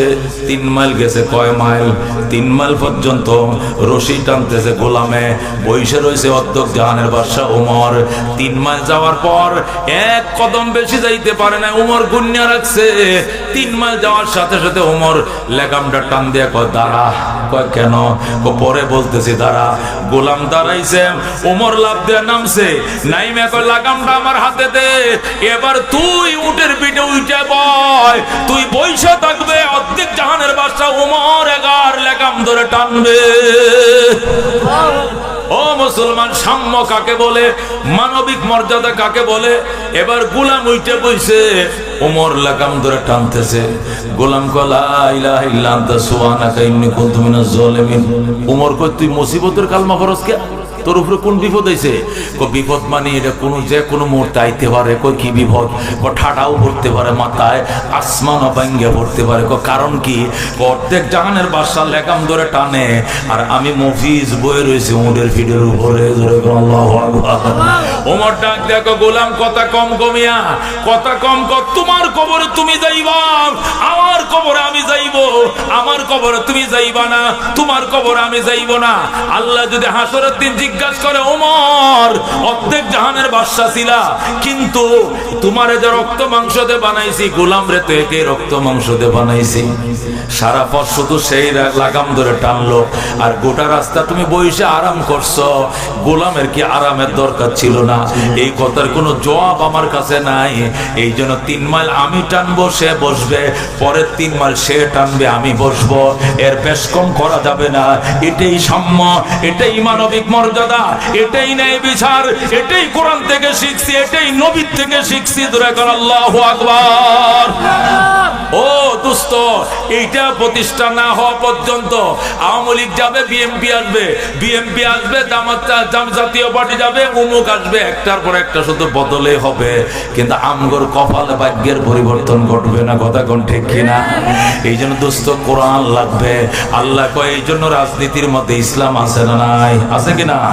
এবারের নির্বাচনে কোরআনের পক্ষে যদি সব আলেম ওলামা ইসলামী শক্তি সব এক হইয়া একবার কোরআনের পক্ষে একটু ভিক্ষা চাইতে আসে, কারা কারা দিতে রাজি আছেন? হাতটা বাড়ান দেখি। লিল্লাহ তাকবীর। আল্লাহ কবুল করে, জোরে করে আমিন। আল্লাহ কউদুখুলু ফিস সিলমি কাফা, ঈমানদাররা ইসলামের ভিতরে পরিপূর্ণ ঢুকো। ওয়ালা তাত্তাবিউ খুতুওয়াতিশ শাইতান, শয়তানের অনুসরণ করিও না। শয়তান বুঝাইবো, কি বুঝাইবো? শয়তান বলবে বুড়ের মধ্যে কোনো ইসলাম নাই, বুড়ের মধ্যে কোনো কি নাই, ইসলাম নাই। হুজুর আর ইসলাম হইলে শুধু মসজিদে টুপিটা মাথার দেওয়ার 2 রাকাত নামাজ বেশি করে পড়তে হইব। ইসলাম হইল নামাজ আর রোজা, রোজার মাস হলে রোজা রাখন, পয়সা থাকলে যাকাত দেওয়া, আরো পয়সা থাকলে হজ করা, আর টুপি মাথার দেওয়া চলা। আইল কাটার মাঝে ইসলাম নাই, যে যত কাটতে পারে। সীমানার খোঁড়া লাগানোর মাঝে ইসলাম নাই, জোর যার মুলুক তার। আর নির্বাচনের মতো তো নাউজুবিল্লাহ মিন যালিক ইসলাম মোটেও নাই। নির্বাচনে তো ইসলাম কি মুডেও নাই। হুজুররাও রাজনীতিতে নাইমা বসে, দেখছো খারাপা, এটা কিয়ামতের আলামত। হুজুররাও রাজনীতিতে নাইমা বসে, শুনছেন, এটা বলে কিয়ামতের আলামত। তাহলে উমর যে দেশ চালাইছেন, এটা কিয়ামতের আলামত চালাইছেন। আবু বকর যে চালাইছেন, কিয়ামত চালাইছেন কেন? আল্লাহু আকবার, বল আল্লাহু আকবার। এই জন্য আল্লাহ কউদুখুলু ফিস সিলমি কাফা, ইসলামে কমপ্লিট ঢুকো, কমপ্লিট ঢুকো। এটার একটা এই শানে নজুল বললে আরো ভালো করে বুঝবেন। শানে নজুলটা কি বলবো আমি? জোরে কোন বলবো? আল্লাহ নবী মদিনায় যাবেন। কই যাবেন? হিজরত করতে কোথায় যাবেন? মদিনা। খেয়াল করে শুনেন, দামি কথা। কিন্তু মদিনার মানুষ যখন শুনছে নবী মদিনা আইতেছে, আয় রে মদিনার মানুষ, মেয়েরা গল লেপতেছে। গল লেপা বুঝেন? আগের দিনে কাঁচা মাটির ঘর কি করতো? ঈদের আগে সুন্দর করে মহিলারা ফুল তুলে তুলে এভাবে লুসনি দিয়া লেপতো। এখন না টাইস টুইস লাগানো, মুচ্ছা মুচ্ছা রাখে। আগের দিনে কি গল লেপতো কিনা? ঈদের সময় কেউ চাচা চাচিরা লেপতো কিনা? ও দোস্ত, খেয়াল করে শুনেন, নবী মদিনায় আসবে এই সংবাদটা কে যেন কইছে? আবু বকরকে নিয়ে নবী রওনা করছে। মদিনার মেয়েরা গল লেপে রাখছে, দোতলা খালি করে আর নিচতলায় হেরা থাকে। দোতলায় নবীর জন্য দামি দামি মোরগ হাঁস কিনে রাখছে, যে খাদ্যের ব্যবস্থা করার দরকার সব করে রাখছে। মশারিটা ধুয়ে রাখছে, বিছনা চাদরটা ধুয়ে রাখছে। নবী যদি আমগো বাড়িতে আই, চাদরটা ধুয়ে রাখি, বালিশ কভারটা ধুয়ে রাখি, গড্ডা লেপে রাখি। জোরে কোন সুবহানাল্লাহ। আল্লাহ নবী মদিনার কাছে এসে গেছে, আর 4 মাইল বাকি। কয় মাইল বাকি? আর 4 মাইল বাকি। নবী একদম মদিনার কাছে চলে আসছে। মদিনার মানুষ নবীকে আগায় আনার জন্য গেছে। আল্লাহু আকবার। ছোট ছোট বাচ্চারাও গেছে, নারী শিশুর কিশোরীরাও, মেয়েরাও গেছে, ছেলেরাও গেছে। প্রাইমারি স্কুলে পড়ে যে স্কুলের 4 এবং 3 মেয়ে ছেলেরা, এই বয়সের মেয়ে ছেলেরা গেছে। একটা যায় কইতে, হুজুর আমার আব্বা প্যারালাইসিস, অসুস্থ, লাঠি ছাড়া চলতে পারে না, আইতে পারছে না। আমার একটা কবিতা দিয়ে দিছে আপনারা পড়ে শোনানোর জন্য, কবিতার মাধ্যমে আপনাকে বরণ করে নেওয়ার জন্য। জোরে আল্লাহু আকবার। আরেকটা কইতে, হুজুর আমার মা নতুন ফুলের মালা গাইতে দিছে আপনার গলায় পরে দেওয়ার জন্য। আল্লাহ নবী কো দে, পরায়া দে। কেউ নবীর মাথায় গলা পরায়া দেয়, কেউ শরবতের গ্লাস দেয়, কেউ দুধের গ্লাস দেয়, কেউ খেজুর নিয়ে আইছে রসুল খান, কেউ কবিতার মালা নিয়ে আইছে। আল্লাহ নবী সব গ্রহণ করেছেন। সুবহানাল্লাহ। মদিনার মানুষ গেছে, যায় কই ইয়া রাসূলুল্লাহ, আমরা 4 মাইল আগে আইসা দাঁড়ায় রইছি, 3 দিন থেকে রসুল গো রসুল গো বলে আমরা কান্দি। রসুলকে আগে কার আগে কে দেখবে? কেউ পাহাড়ের টিলার উপর উঠছে, কেউ খেজুর গাছের উপর উঠছে। সবার আগে রসুল দিক গেলাম। আল্লাহু আকবার। ওই যে নবী দেখা যায়, ওই যে পিছন দিয়ে আবু বকর, সামনে দিয়ে নবী। কার আগে কে নবীরে দেখবে? একটা প্রতিযোগিতা শুরু হয়ে গেছে। আল্লাহু আকবার। সাহাবীরা যায়, কেউ বলে হুজুর এদিকে যান। কয় কেন? কই এই রাস্তাতে সামনে গেলে আমগো বাড়ি। আচ্ছা দাঁড়াও। আরেকজনে হুজুর না এদিকে না এদিকে চলেন, হুজুর সামনে গেলে আমগো বাড়ি। আরেকজনে হুজুর সোজা চলেন, সামনে টিলার উপরে আমাদের বাড়ি। আল্লাহু আকবার।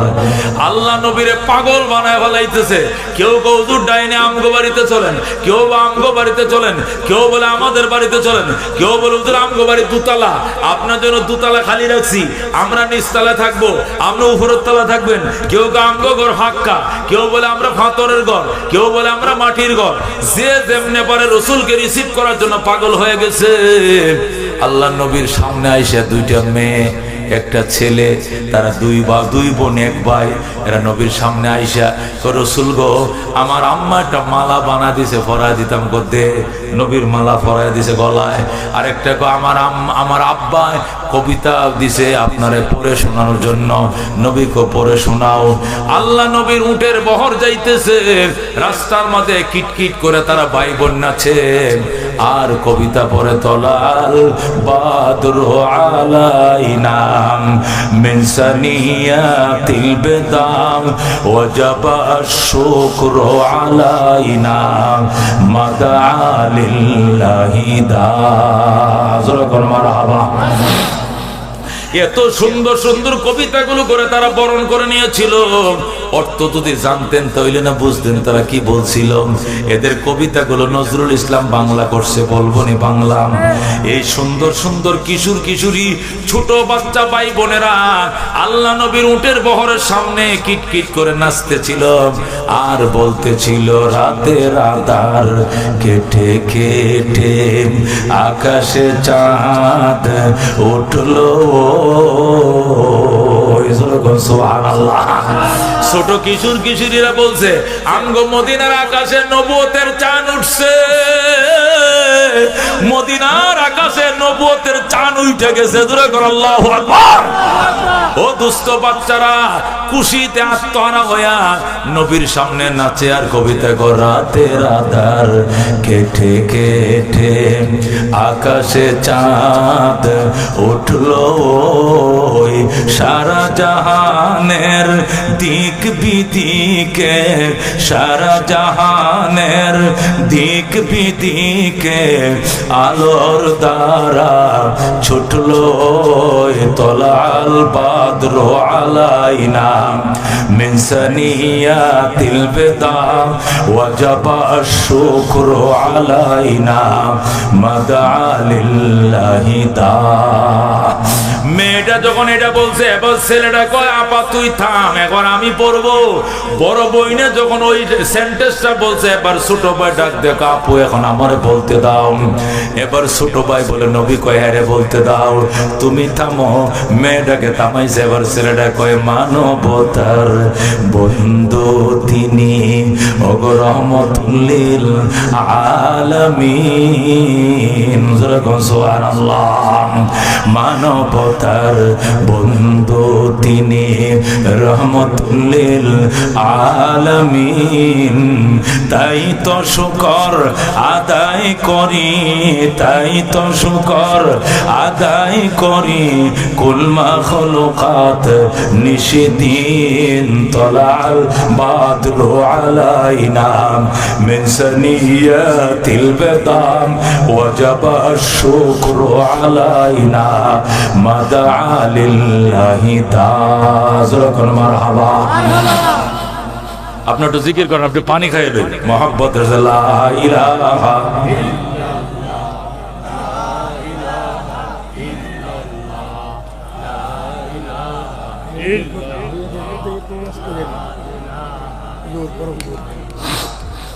শেষ করে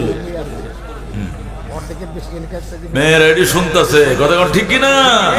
মেয়েরাও নবীরে গজল গাইছে, ছেলেরাও গাইছে। আল্লাহ নবী কেউ বামে যাইতে বলে, কেউ সামনে যাইতে বলে, আমি একা, আমি কয়জনের মন রক্ষা করব? আল্লাহ তুমি শোনায় দাও আমি কি সিদ্ধান্ত নিলে ভালো হয়। আল্লাহ ডাক দেখো বন্ধু লেগামটা ছেড়ে দাও, উটের লেগাম ছেড়ে দাও। লেগাম আমি আল্লাহ আমার হাতে নিয়ে নিলাম। জোরে কোন আল্লাহু আকবার। আল্লাহ নবী আস্তে করে উটের লাগাম ছেড়ে দিচ্ছে। এখন সাহাবায়ে কেরাম বলে হুজুর আপনার লাগাম ছেড়ে দিলেন কেন?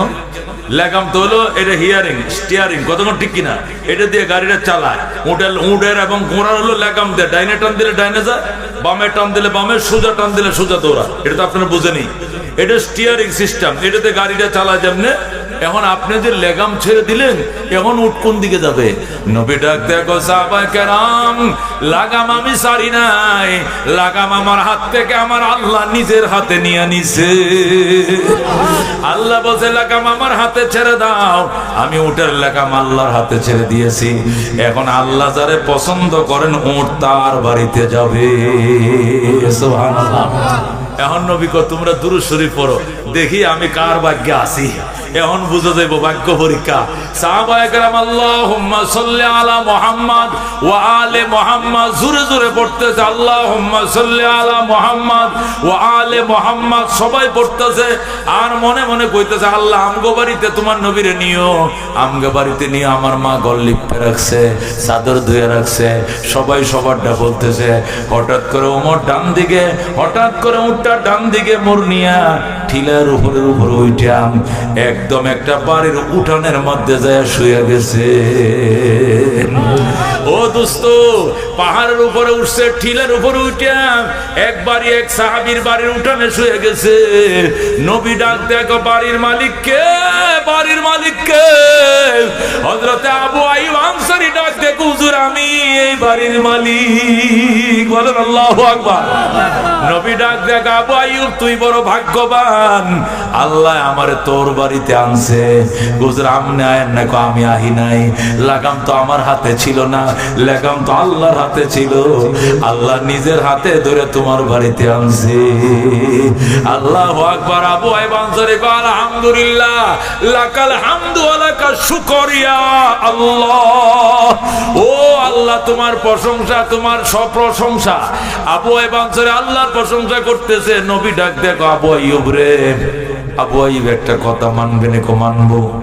আচ্ছা, আমার 3 দিন পর্যন্ত আগায় আনার জন্য মেয়েরা ছেলেরা সব দাঁড়ায় রয়েছে, রসুল গো রসুল গো কয়ে কাঁদতেছে। এদের পেটে কোনো আহার নাই। আমার মন চাইছিল একটু মেজবান দিয়ে এদের সবাই যদি এক বেলা তুই খাওয়াইতি।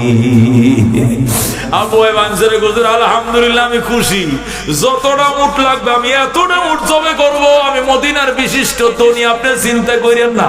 আল্লাহু আকবার। আবু আইয়ুব আনসারী রাদিয়াল্লাহু তাআলা ডেক বসাইছে, মেজবানের ডেক বসায় দিয়েছে, মেজবান শুরু হয়ে গেছে। উটের গোশত বোনা হইতেছে আর মেয়েরা রুটি বানাইতেছে নবীর জন্য এবং নবীর সাথে যারা বরযাত্রী আছে সবার জন্য। সুবহানাল্লাহ। হঠাৎ করে যখন রান্নার ধোঁয়া উঠতেছে, ঠিলার উপরে বাড়ি, কোথায় বলছিলাম বাড়িটা? ঠিলার উপরে বাড়ি।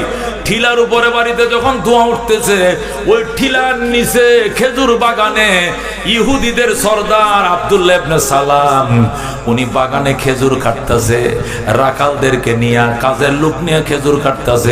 নবী যখন মদিনায় আসছিলেন তখন খেজুর কাটার সিজন ছিল, জুলাই মাস ছিল। কি মাস ছিল? আর জুলাই মাস ছিল। ওই সময় খেজুর কাটার ধুম। আরবের একটাই ফসল, এটা হলো খেজুর। এই খেজুর কাটার টাইম ছিল। হযরত আব্দুল্লাহ ইবনে সালাম উনি রইসুল ইহুদ, ইহুদিদের লিডার ছিলেন, ইহুদি পাদ্রী ছিলেন। উনি তখন মুসলমান হন নাই। উনি ওই বাগানে খেজুর কাটতেছিলেন। উনি যখন দেখলেন ওই আবু আইয়ুব আনসারীর বাড়ির মধ্যে ধোঁয়া উঠতেছে, তখন উনি বুঝে ফেলাইছে নিশ্চয় আমার দোস্তের বাড়িতে কোনো বিয়ার অনুষ্ঠান চলছে, নিশ্চয় কোনো দাওয়াতের অনুষ্ঠান, নতুবা ডেক বইছে, এইভাবে ধোঁয়া উঠতেছে। কারণটা কি? গোলাম রে পাঠায় কো জলদি যা, আমার দোস্তের বাড়িতে কি এর অনুষ্ঠান দেখে, আমারে তো দাওয়াত দেয় নাই। আমার দোস্তের বাড়িতে বড় অনুষ্ঠান দেখা যায়, যেভাবে ধোঁয়া উঠতেছে নিশ্চয় রান্না বাড়ার কোনো আয়োজন, কিন্তু আমারে দাওয়াত দিল না। ঘটনাটা কি? গোলাম গেছে, গোলাম দৌড়ায় যায়, ঘুরে এসে কত, স্যার ও স্যার শুনেন, আমার মালিক শুনেন, যে এতদিন পর্যন্ত আপনি তাওরাত শরীফ পইরা পইরা যে আখিরি নবীর গল্প আমাদেরকে শোনাইতেন, ওই রহমতুল লিল আলামিন আপনার দোস্তের বাড়িতে আবু আইয়ুব আনসারীর বাড়িতে তশরিফ আনছে। যে নবীর ঘটনা তাওরাত পড়ে পড়ে আমাদেরকে শোনাইতেন, ওই নবী আপনার বন্ধুর বাড়িতে তশরিফ আনছে। আপনার বন্ধু নবীর আগমনকে স্বাগতম জানায় খুশিতে মেজবান দিয়ে দিছে। এই জন্য মেজবানের ডেক চলতেছে। আবু আইয়ুব আনসারী ডাক দিয়ে এক দৌড় দিছে। কি কইলে? নবী আইছে, নবী আইছে, নবী আইছে, নবী আইছে কই দৌড়টা দিছে রে, এক দৌড়ে পাহাড়ের উপরে উঠে গেছে। জোরে কোন আল্লাহু আকবার। আবু আইয়ুব আনসারীর বাড়ির উঠানের মধ্যে যায় পড়ছে। কেডা? ওই আব্দুল্লাহ ইবনে সালাম ইহুদি যায় পড়ছে। ওরে দমের উপরে দম ফেলতেছে, মানে কি ফাঁপাইতেছে। নিচে জায়গার থেকে উপরে উঠলে কষ্ট হয় না? কষ্ট হয় কিনা? নিচে জায়গার থেকে উপরে উঠছে, ফাঁপাইতেছে, দৌড়ায় কয়, আবু আমার দোস্ত আবু আইয়ুব আনসারী তুই কই? তোর বাড়িতে নবী তশরিফ আনছে, তুই তো আমারে কইলে না, তুই তো আমারে জানাইলে না। আমি নবীরে দেখতে আইছি, নবীর কাছে লয়ে যা। আবু আইব আনসারী কয় তোরে কা জানাইবো, তুই হইলে ইহুদির বাচ্চা, আমরা মুসলমান, মুসলমানদের নবী আইছে, তোর আবার আমর ডাকিয়ে, তোর আবার প্রমোদ কিসের, তোরে দাওয়াত দেই নাই। আবু আইব আনসারী কয় তুই জানোস না এই নবীরে পাইলে আর ইহুদি থাকবো না, আমিও মুসলমান হয়ে যাব। আমার নবীর সাথে একটু দেখা করতে দে, নবীর সাথে দেখা করতে দে। আবু আইব আনসারী কয় না, মুডেও না, তুমি ইহুদি, তুমি কেন নবীর সাথে দেখা করবা? আবু আইব আনসারী তুই নবীর সাথে পরামর্শ কর, নবী যদি অনুমতি দেয় তাহলে আমার দেখতে দিবে, নবী অনুমতি না দিলে আমি যাব না নবীর কাছে।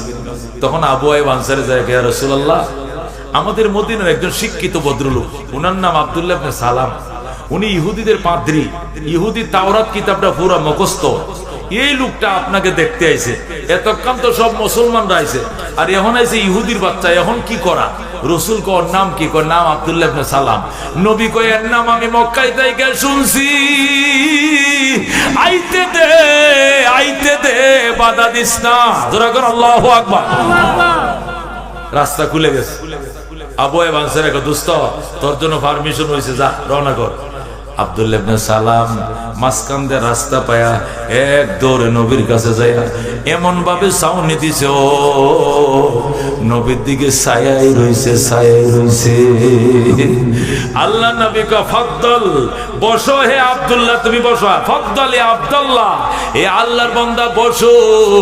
আব্দুল্লাহ ইবনে সালাম কো রাসূল আমারে বইতে কইেন না, আমি প্রাণটা ভরে আপনার দেইখা লই। মনটা ভরে দেখছে, দেখার পরে আব্দুল্লাহ ইবনে সালাম বলতেছে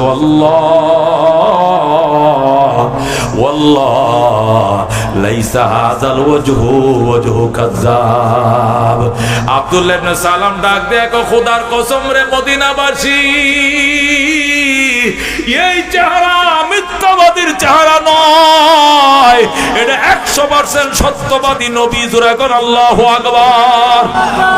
এই লোক মিথ্যাবাদী হইতে পারে না, উনি সত্যবাদী, খোদার কসম।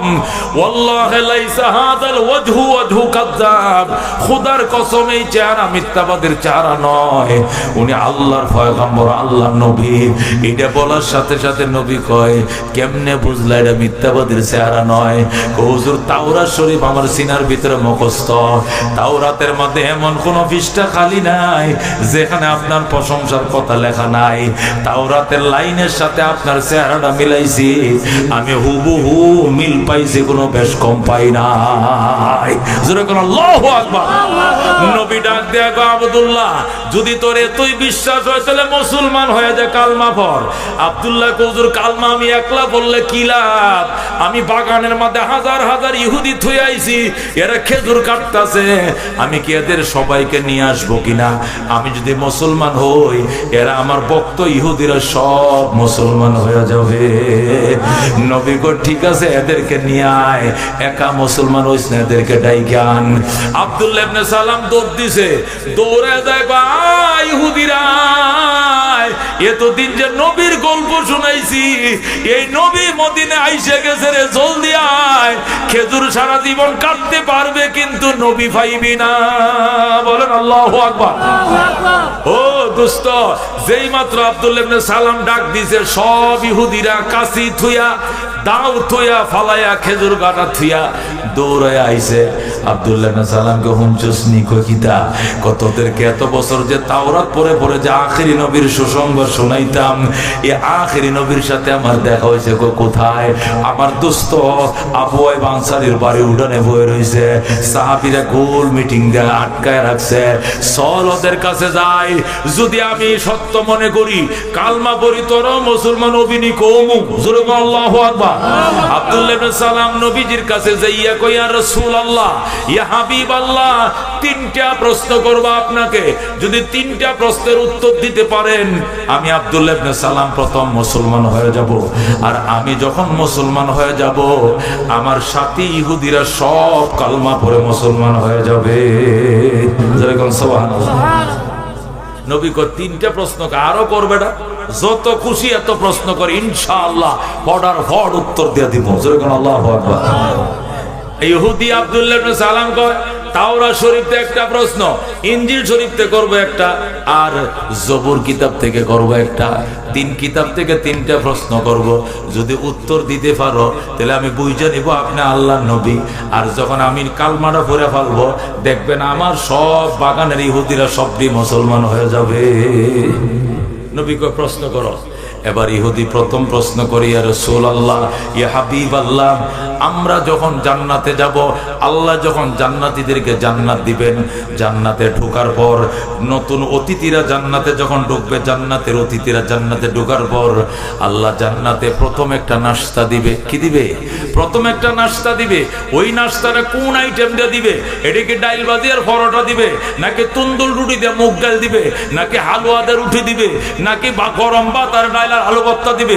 কি জিনিস দিয়ে জান্নাতের নাস্তাটা দিবে? এটা আপনি যদি সত্য নবী হন তাহলে আপনি বলতে পারবেন, বলেন। নবী ডাক দেখো, বেটা এটা কোনো ব্যাপার নেই। আল্লাহ তাআলা বোয়াল মাছের কলেজা দিয়া কাবাব বানাবে, আর ওই কাবাব দিয়া গোটা জান্নাতীদেরকে নাস্তা করাবে। আল্লাহু আকবার। কি দিয়া? কি দিয়া? বোয়াল মাছের কলিজা দিয়া। এখন কি পরিমাণ বোয়াল মাছ থাকবে জান্নাতে, কি পরিমাণ কলিজা সংগ্রহ করবে আল্লাহ। মাছের কলিজা দিয়া কোন মাছ? বোয়াল মাছ।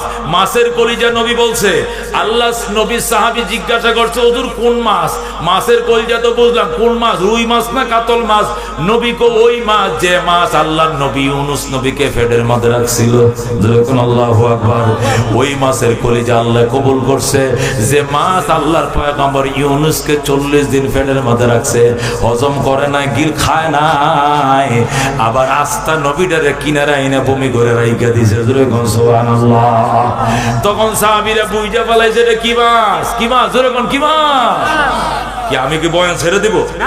একটু লম্বা হয়ে গেল, আয়াতের তাফসীরে শেষ করে লাগতো না, মা বোনদের কিছু ওয়াজ লাগতো না, লাগবো কিনা? হ্যাঁ, বলতে থাকবো। ও মা গো, প্রায় 1.5 ঘন্টা তো হয়ে গেছে, আরো আধা ঘন্টা চলুক। কতক্ষণ ঠিক কিনা? ও মা, আর 1 ঘন্টা কম জন্য কত? আমি প্রতিদিন ওয়াজ করি 3টা, কমপক্ষে কয়টা? প্রতি রাত্রে আমার বয়ান থাকে কয়টা? আজকে 3টা, কোনোদিন 4টেও থাকে। 4টেও যে মিস হয় না, তো ডেইলি 4টা থাকে না। যেমন গতকালকে ছিল 3টা, আগের রাত্রে 3টা, এর আগের রাত্রে 3টা, এর আগের রাত্রে 3টা, এর আগের রাত্রে 4টা। 3টা, কিন্তু আজকে আল্লাহর কি কুদরত, একটা। কটা? একবার একটা, হুদা একটা। আমি 50 মিনিট উপরে বয়ান তো করি না, বেশি হলে 1 ঘন্টা। এরপরে আমার টুকায় পাইবো কেউ, বাইবা গাড়ি ফুট করে বিদায়। কিন্তু আজকে আল্লাহ মিলাই দিয়েছে। এই প্রোগ্রাম আপনাদের ছিল না, প্রোগ্রাম ছিল গোবিন্দ দাসী। হ্যাঁ, গোবিন্দ দাসী ছিল। ওরা 2 গ্রুপে মারামারি করে আপনাদের ভাগ্যটা খুলে দিচ্ছে। নাহলে মুফতি ওলিউল্লাহর 1 বছর আগে সিরিয়াল পাওয়া যায় না। ও দোস্ত, কোরআন থেকে তাফসীর চলছে, শুনতে রাজি আছো? কয়টা প্রশ্ন করছিল? আব্দুল্লাহ ইবনে সালাম ইহুদির লিডার নবীকে কয়টা প্রশ্ন করছিল? 1 নম্বর প্রশ্ন, জান্নাতীরা যখন জান্নাতে যাবে, আল্লাহ জান্নাতীদেরকে কোন আইটেম দিয়ে নাস্তা খাওয়াবে? আল্লাহ নবী বলেন মাছের কলিজা দিয়া। কি দিয়া? মাছের কলিজা দিয়ে কাবাব বানাবে, ওই কাবাব দিয়ে সকল জান্নাতীদেরকে নাস্তা করাবে আমার আল্লাহ।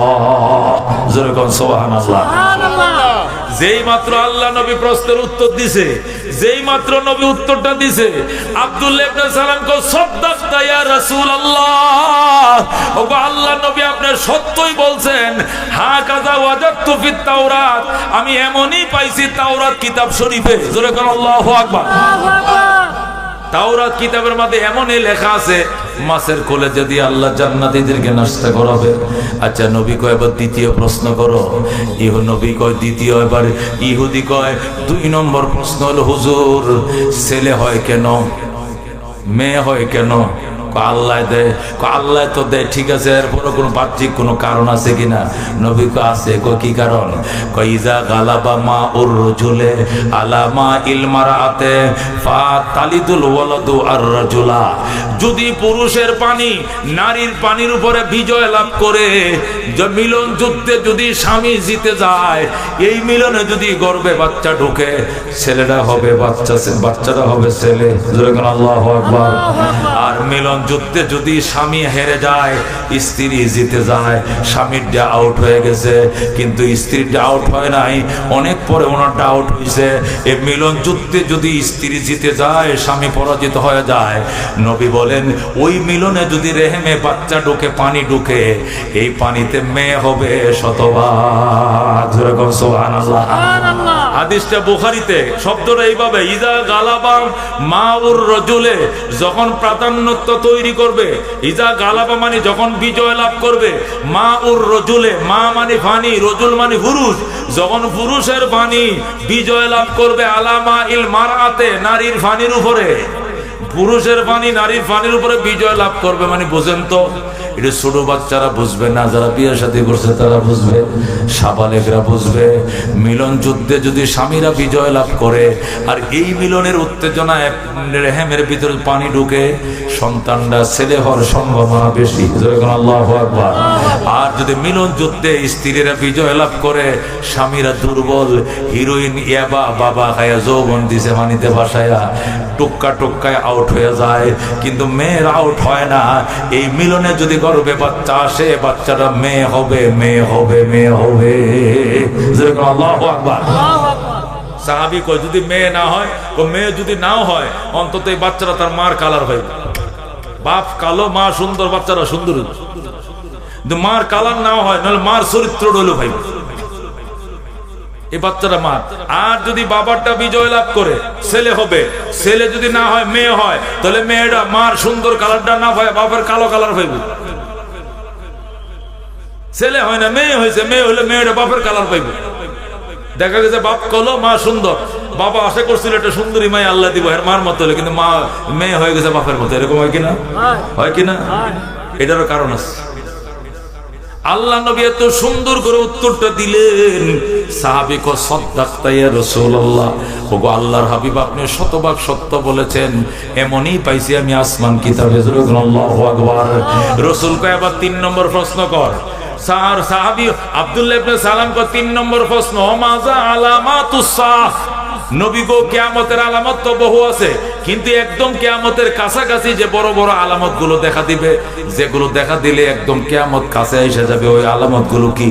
রাসূল টাস করে বলা শুরু করলেন, ইজাত তুখিজাল ফাইয়ু দেওয়ালান ওয়াল আমানাতু মাগনামান ওয়াজ যাকাতু মাগরামান ওয়া তুউল্লিমা লিগাইরিদ দিন ওয়া আতার রাজুলু ইমরাতাহু ওয়া আক্কা উম্মাহু ওয়া আদনা সাদিকাহু ওয়া আকসা আবাহু ওয়া যাহারাতিল কায়নাতু ফিল মাসাজিদ ওয়া শুরিবাতিল খুমুর ওয়া যাহারাতিল কায়নাত ওয়াল মাআজিদ ওয়া লা'না আখিরু হাদিহিল উম্মাতি আউওয়ালাহা ওয়া উকরিমার রাজুলু মাখাবাতা শাররিহি ওয়া সাদাল কাবিলাতা ফাসিকুহুম ফান্তাদিরু ইনদা যালিকা রিহান হামরা ওয়া জালজালাতান ওয়া কাযফান ওয়া মাসখান ওয়া ফাসখান ওয়া আয়াতিন তাতাবাউ কানিজামিন কুতিয়া সিলকুহু ফাতাতাবা রাওয়াহু তিরমিজি আও কামা ক্বালা an-নবী আলাইহিস সালাতু ওয়াস সালাম।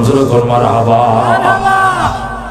আল্লাহ নবীকে প্রশ্ন করছে কিয়ামতের বড় বড় আলামগুলো কি? আল্লাহ নবী ফটাফট বলে দিলেন। যখন নবী বলে দিলেন, আব্দুল্লাহ ইবনে সালাম কো সাদাক্তা ইয়া রাসূলুল্লাহ, ওগো আল্লাহর নবী, আপনি শতভাগ সত্য বলেছেন, এমনই আসমানি কিতাবে পাইছি। নবী কা আবার প্রশ্ন কর। কো হুজুর, প্রশ্ন 3টা শেষ, আর লাগতো না, এখন কি করবে? আব্দুল্লাহ ডাক দেয়া কো আশহাদু আল্লা ইলাহা ইল্লাল্লাহ ওয়া আশহাদু আন্না মুহাম্মাদান আবদুহু ওয়া রাসূলুহু। কালমা পড়ে আব্দুল্লাহ মুসলমান হয়ে যায়। সুবহানাল্লাহ। যেই মাত্র আব্দুল্লাহ ইবনে সালাম মুসলমান হইছে, পিছন থেকে ইহুদির খেজুর বাগান থেকে আইছিল বৈশার সবটি নবীর পায়ের মধ্যে পড়ে কয় আশহাদু আল্লা ইলাহা ইল্লাল্লাহু ওয়া আশহাদু আন্না মুহাম্মাদান আবদুহু ওয়া রাসূলুহু। সবাই কালমা পড়ে মুসলমান হয়ে যায়। মনের মাঝে শুধু এই বেদনা, আসবে কবে সেই সূর্য সে না যারা করবে জারি কোরআনে যে ধরায়, যারা করবে জারি কোরআনে যে ধরায়। যাদের অভাবে আজ এই হতাশা পূরণ করিবে যারা জাতির আশা, তাদেরই পথ ছেড়ে আমি অসহায় করব জারি কোরআনে যে ধরায়, যারা করবে জারি কোরআনে যে ধরায়। জোরে মারহাবা। মেহবুর জাজিল সব কালমা পড়ে মুসলমান হয়ে যায়। আল্লাহ নবী ডাক দিয়া কয়, যাও এবার যাও, সবাই বাগান থেকে খেজুর কাটা থুই আইসো, সবাই বাগানে যাও, খেজুর কাটো যাও। খেজুর কাটা শেষ হলে এরপরে আইসো। সাহাবীরা, নতুন সাহাবীরা কালমা পড়ে মুসলমান হয়েছে, সব খেজুর বাগানে গেছে আব্দুল্লাহ ইবনে সালামের সাথে খেজুর কাটার জন্য। খেজুর খাইটা খেজুর উঠাইয়া গোলা ভরার পর আবার নবীজির দরবারে আইছে। নবী গো, তোমরা কেমন আছো? খুব ভালো আছি। ইসলামের জীবন কেমন চলছে? হুজুর খুব ভালোই চলছে। আচ্ছা, এতদিন তো তোমরা ইহুদি ছিলা, এখন তো এই যে 2-3 মাস হয়েছে তোমরা মুসলমান হইছো, এখন কি ইহুদি ধর্মের সাথে আমাদের ধর্মের কোনো সংঘাত আছে নাকি? কোনো টাক্করাও আছে নাকি? কোনো সংঘর্ষ লাগে? হুজুর লাগে না, সব ঠিকঠাক আছে, কিন্তু দুইটা জিনিস। কটা জিনিস? দুইটা জিনিসের সংঘর্ষ লাগে। কয় কি জিনিস? কয় 1 নম্বর জিনিস হলো ইহুদি ধর্মের মাঝে সপ্তাহের ছুটির দিন ছিল শনিবার। কিবার? জোরে কোন? এখনো ইহুদিরা কিবারে ছুটি দেয়? এখনো খ্রিস্টানরা, ইহুদিরা সপ্তাহ ছুটি কিবারে দেয়? শনি রবিবারে দেয়, ওরা শুক্রবার দেয় না। ইহুদি ধর্মের সপ্তাহের দিন ছিল শনিবার, ঈদের দিন ছিল শনিবার, সপ্তাহ ছুটিও ছিল শনিবার। কিন্তু মুসলমান হয়ে দেখি মুসলমানদের সাপ্তাহিক ঈদের দিন হয়েছে শুক্রবার। এই যে ফেস্টা লাগছে। আমি আগে শনিবারে রোজা রাখতাম, নফল রোজা, এটা সওয়াব বেশি, কিন্তু মুসলমান হওয়ার পরে আমার ফেস লাগে গেছে। এখন কি করবো? আমি কি শনিবারে রাখবো না শুক্রবার রাখবো? নবী কয়, তুই কি করবে? আব্দুল্লাহ ইবনে সালাম কো, রাসূল তাওরাতটা আমার সিনার মধ্যে মুখস্থ, এই বিবেচনায় আমার মাথায় আসতেছে আমি দুইটাই রাখবো রোজা, একটা শনিবারে রাখবো আর একটা শুক্রবারে রাখবো, দুইটাই রাখবো, যেটাই লাগে যায়। শুনছেন কথা? দুইটাই করবো, জায়গায় লেগে যায়। নমাজও করবো, আবার মন্দিরে যায় রাম কৃষ্ণ কমু, যেটাই লেগে যায়। আছে না কিরকম মুসলমান? মসজিদে আল্লাহ আল্লাহ, মন্দিরে রাম রাম করে, আছে কিনা? মন্দিরে যা তিলক পরে, সিঁদুর পরে, মসজিদে আল্লাহ হেজাব টেজাব পরে একবারে আবার খাটি ফাক্কা মুসলমান রাবিয়া বসরি, আবার মন্দিরে গেলে আবার খাট্টা হিন্দু ঠাকুর। কথা কোন ঠিক কিনা? এরকম আছে কিনা? আব্দুল্লাহ ইবনে সালাম কয়, ইয়া রাসূলুল্লাহ, ভুল ত্রুটিয়া মাফ করেন, মেন ফতোয়া তো আপনি দিবেন, কিন্তু আমার যেহেতু জিজ্ঞাসা করছেন এই জন্য আমি চিন্তা করতে কি করা যায়। রোজা দুইটা রাখবো, আগে শনিবারে রাখতো, শনিবারটাও ঠিক রাখবো, আবার শুক্রবার নতুন ইসলাম ধর্মের শুক্রবারও ঠিক রাখবো, দুইটাই রাখবো, যেটাই লাগে। নবী কয়, হবে না, শুক্রবার ধরো, শনিবার ছাড়ো, কমপ্লিট মুসলমান হয়ে যাও। শুক্রবার ধরো, শনিবার ছাড়ো, কমপ্লিট মুসলমান হয়ে যাও। সুবহানাল্লাহ। এই হলো 1 নম্বর। ও যে আয়াত পড়ছিলাম 208 নম্বর আয়াত, এই আয়াতের শানে নজরুল বয়ান করতেছে এতক্ষণে কি জন্য আয়াতটা নাযিল হয়েছিল। 1 নম্বর কারণ এটা। 2 নম্বর, নবী বললেন আর কি সমস্যা ইসলাম ধর্মের সাথে? তুমি তো 80 বছর ইহুদি ধর্ম পালন করছো, আজকে 80 দিন হয়েছে মুসলমান ধর্ম পালন করো। 2 ধর্মের মধ্যে সাংঘর্ষিক আর কি পাইছো?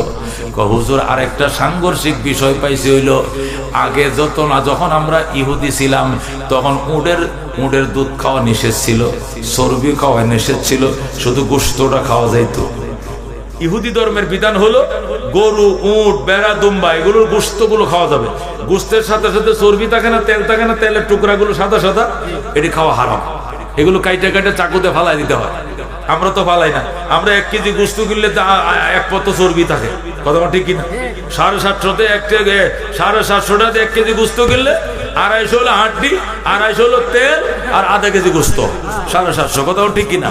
অথচ ইহুদি ধর্মের মধ্যে তেল এটা আগে কাইটে ফেলাই দিত। তেল খাওয়াই হারাম। চর্বি আর কি, যেটাকে চর্বি বলা হয়, এই চর্বি কি ছিল? হারাম ছিল। এবং দুধ খাওয়া, উটের দুধ খাওয়া, গাভীর দুধ খাওয়া তাদের জন্য হারাম ছিল।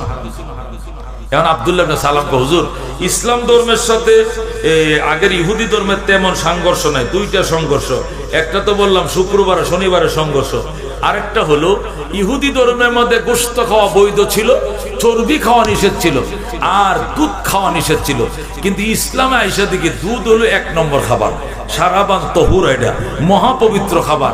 এইটার উপরে প্রোটিন যুক্ত কোনো হাই প্রোটিন কোনো খাবারই নাই। এটা মহাপবিত্র জিনিস, নবী রাসূলরা পর্যন্ত খায়। সুতরাং এখন আমি তো পুরো পেঁচে পড়ে গেলাম। এখন আমি যে মুসলমান হইছি, আমি কি এখন কি চর্বি খাইতে পারবো আর দুধও পান করতে পারবো, না ইহুদি ধর্ম অনুযায়ী ছেড়ে দিতে হবে? রসুলকে এখন তুমি মুসলমান হইছো না? হইছি তো।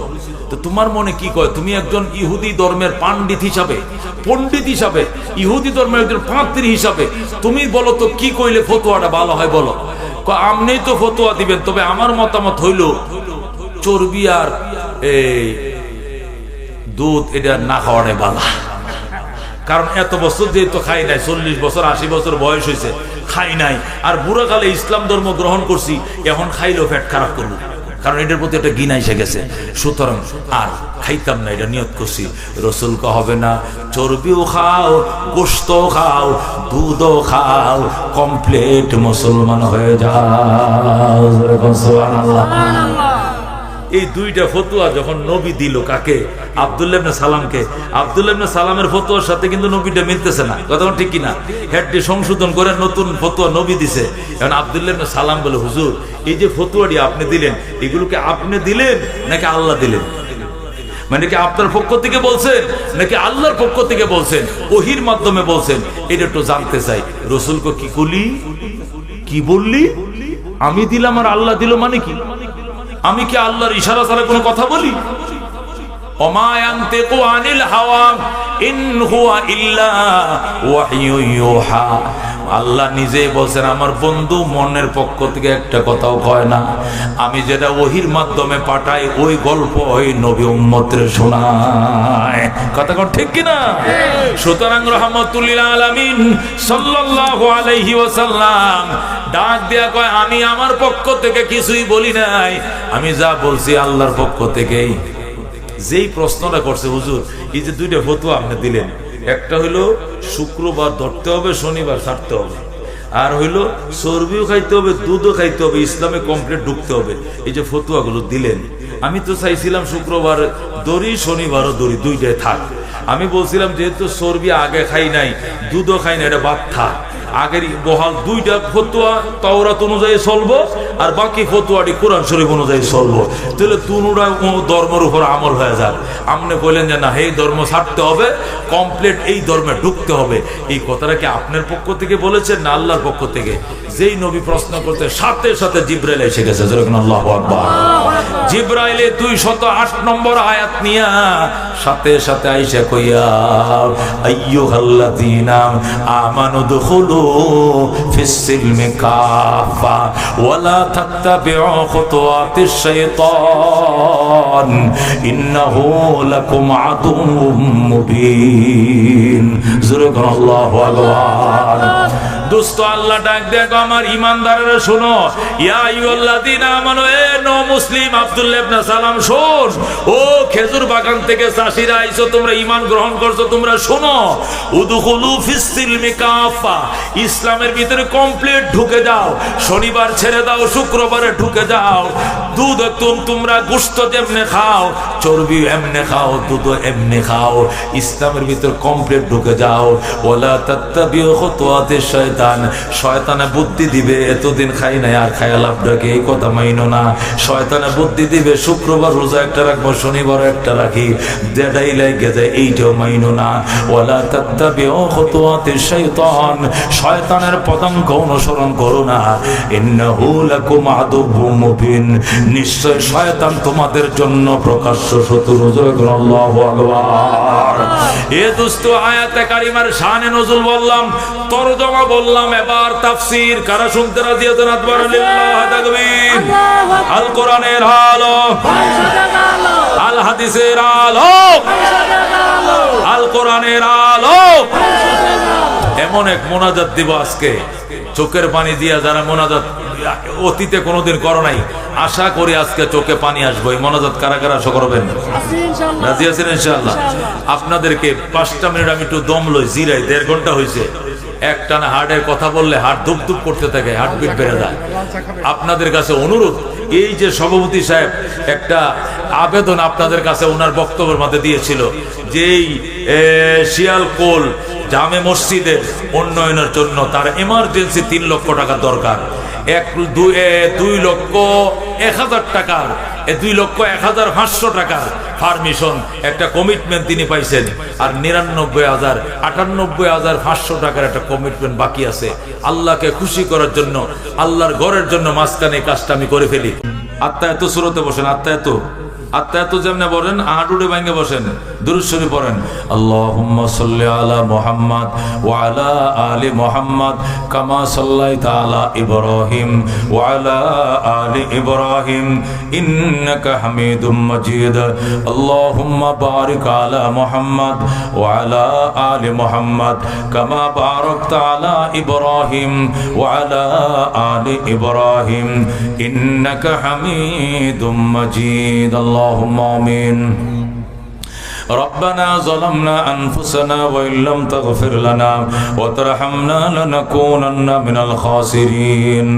ربنا فاغفر لنا ذنوبنا وكفر عنا سيئاتنا وتوفنا مع الأبرار.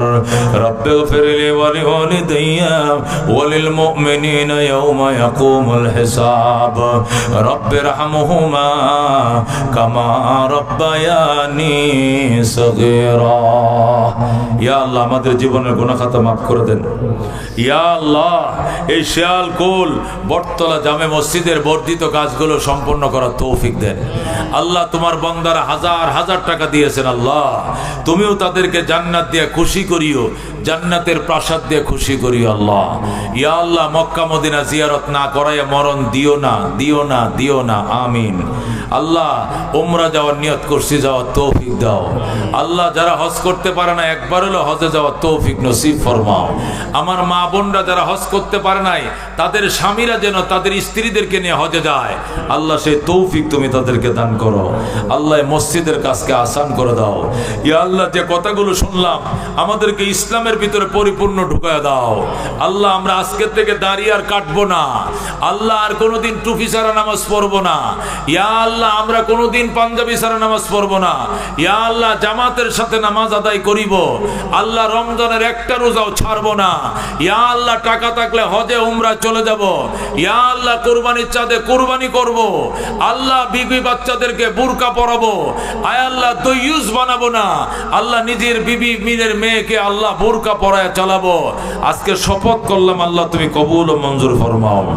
এ জীবনে না করিলাম বন্দিগি, গুনাহ করে কাটাইলাম জিন্দেগি, গুনাহ করে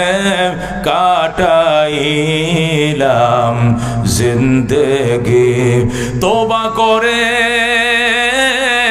আবার তওবা ভাঙ্গিলাম, অবশেষে খাঁটি তওবা করিলাম, অবশেষে খাঁটি তওবা করিলাম। তুমি যদি মাফ না করো আল্লাহ বান্দারে,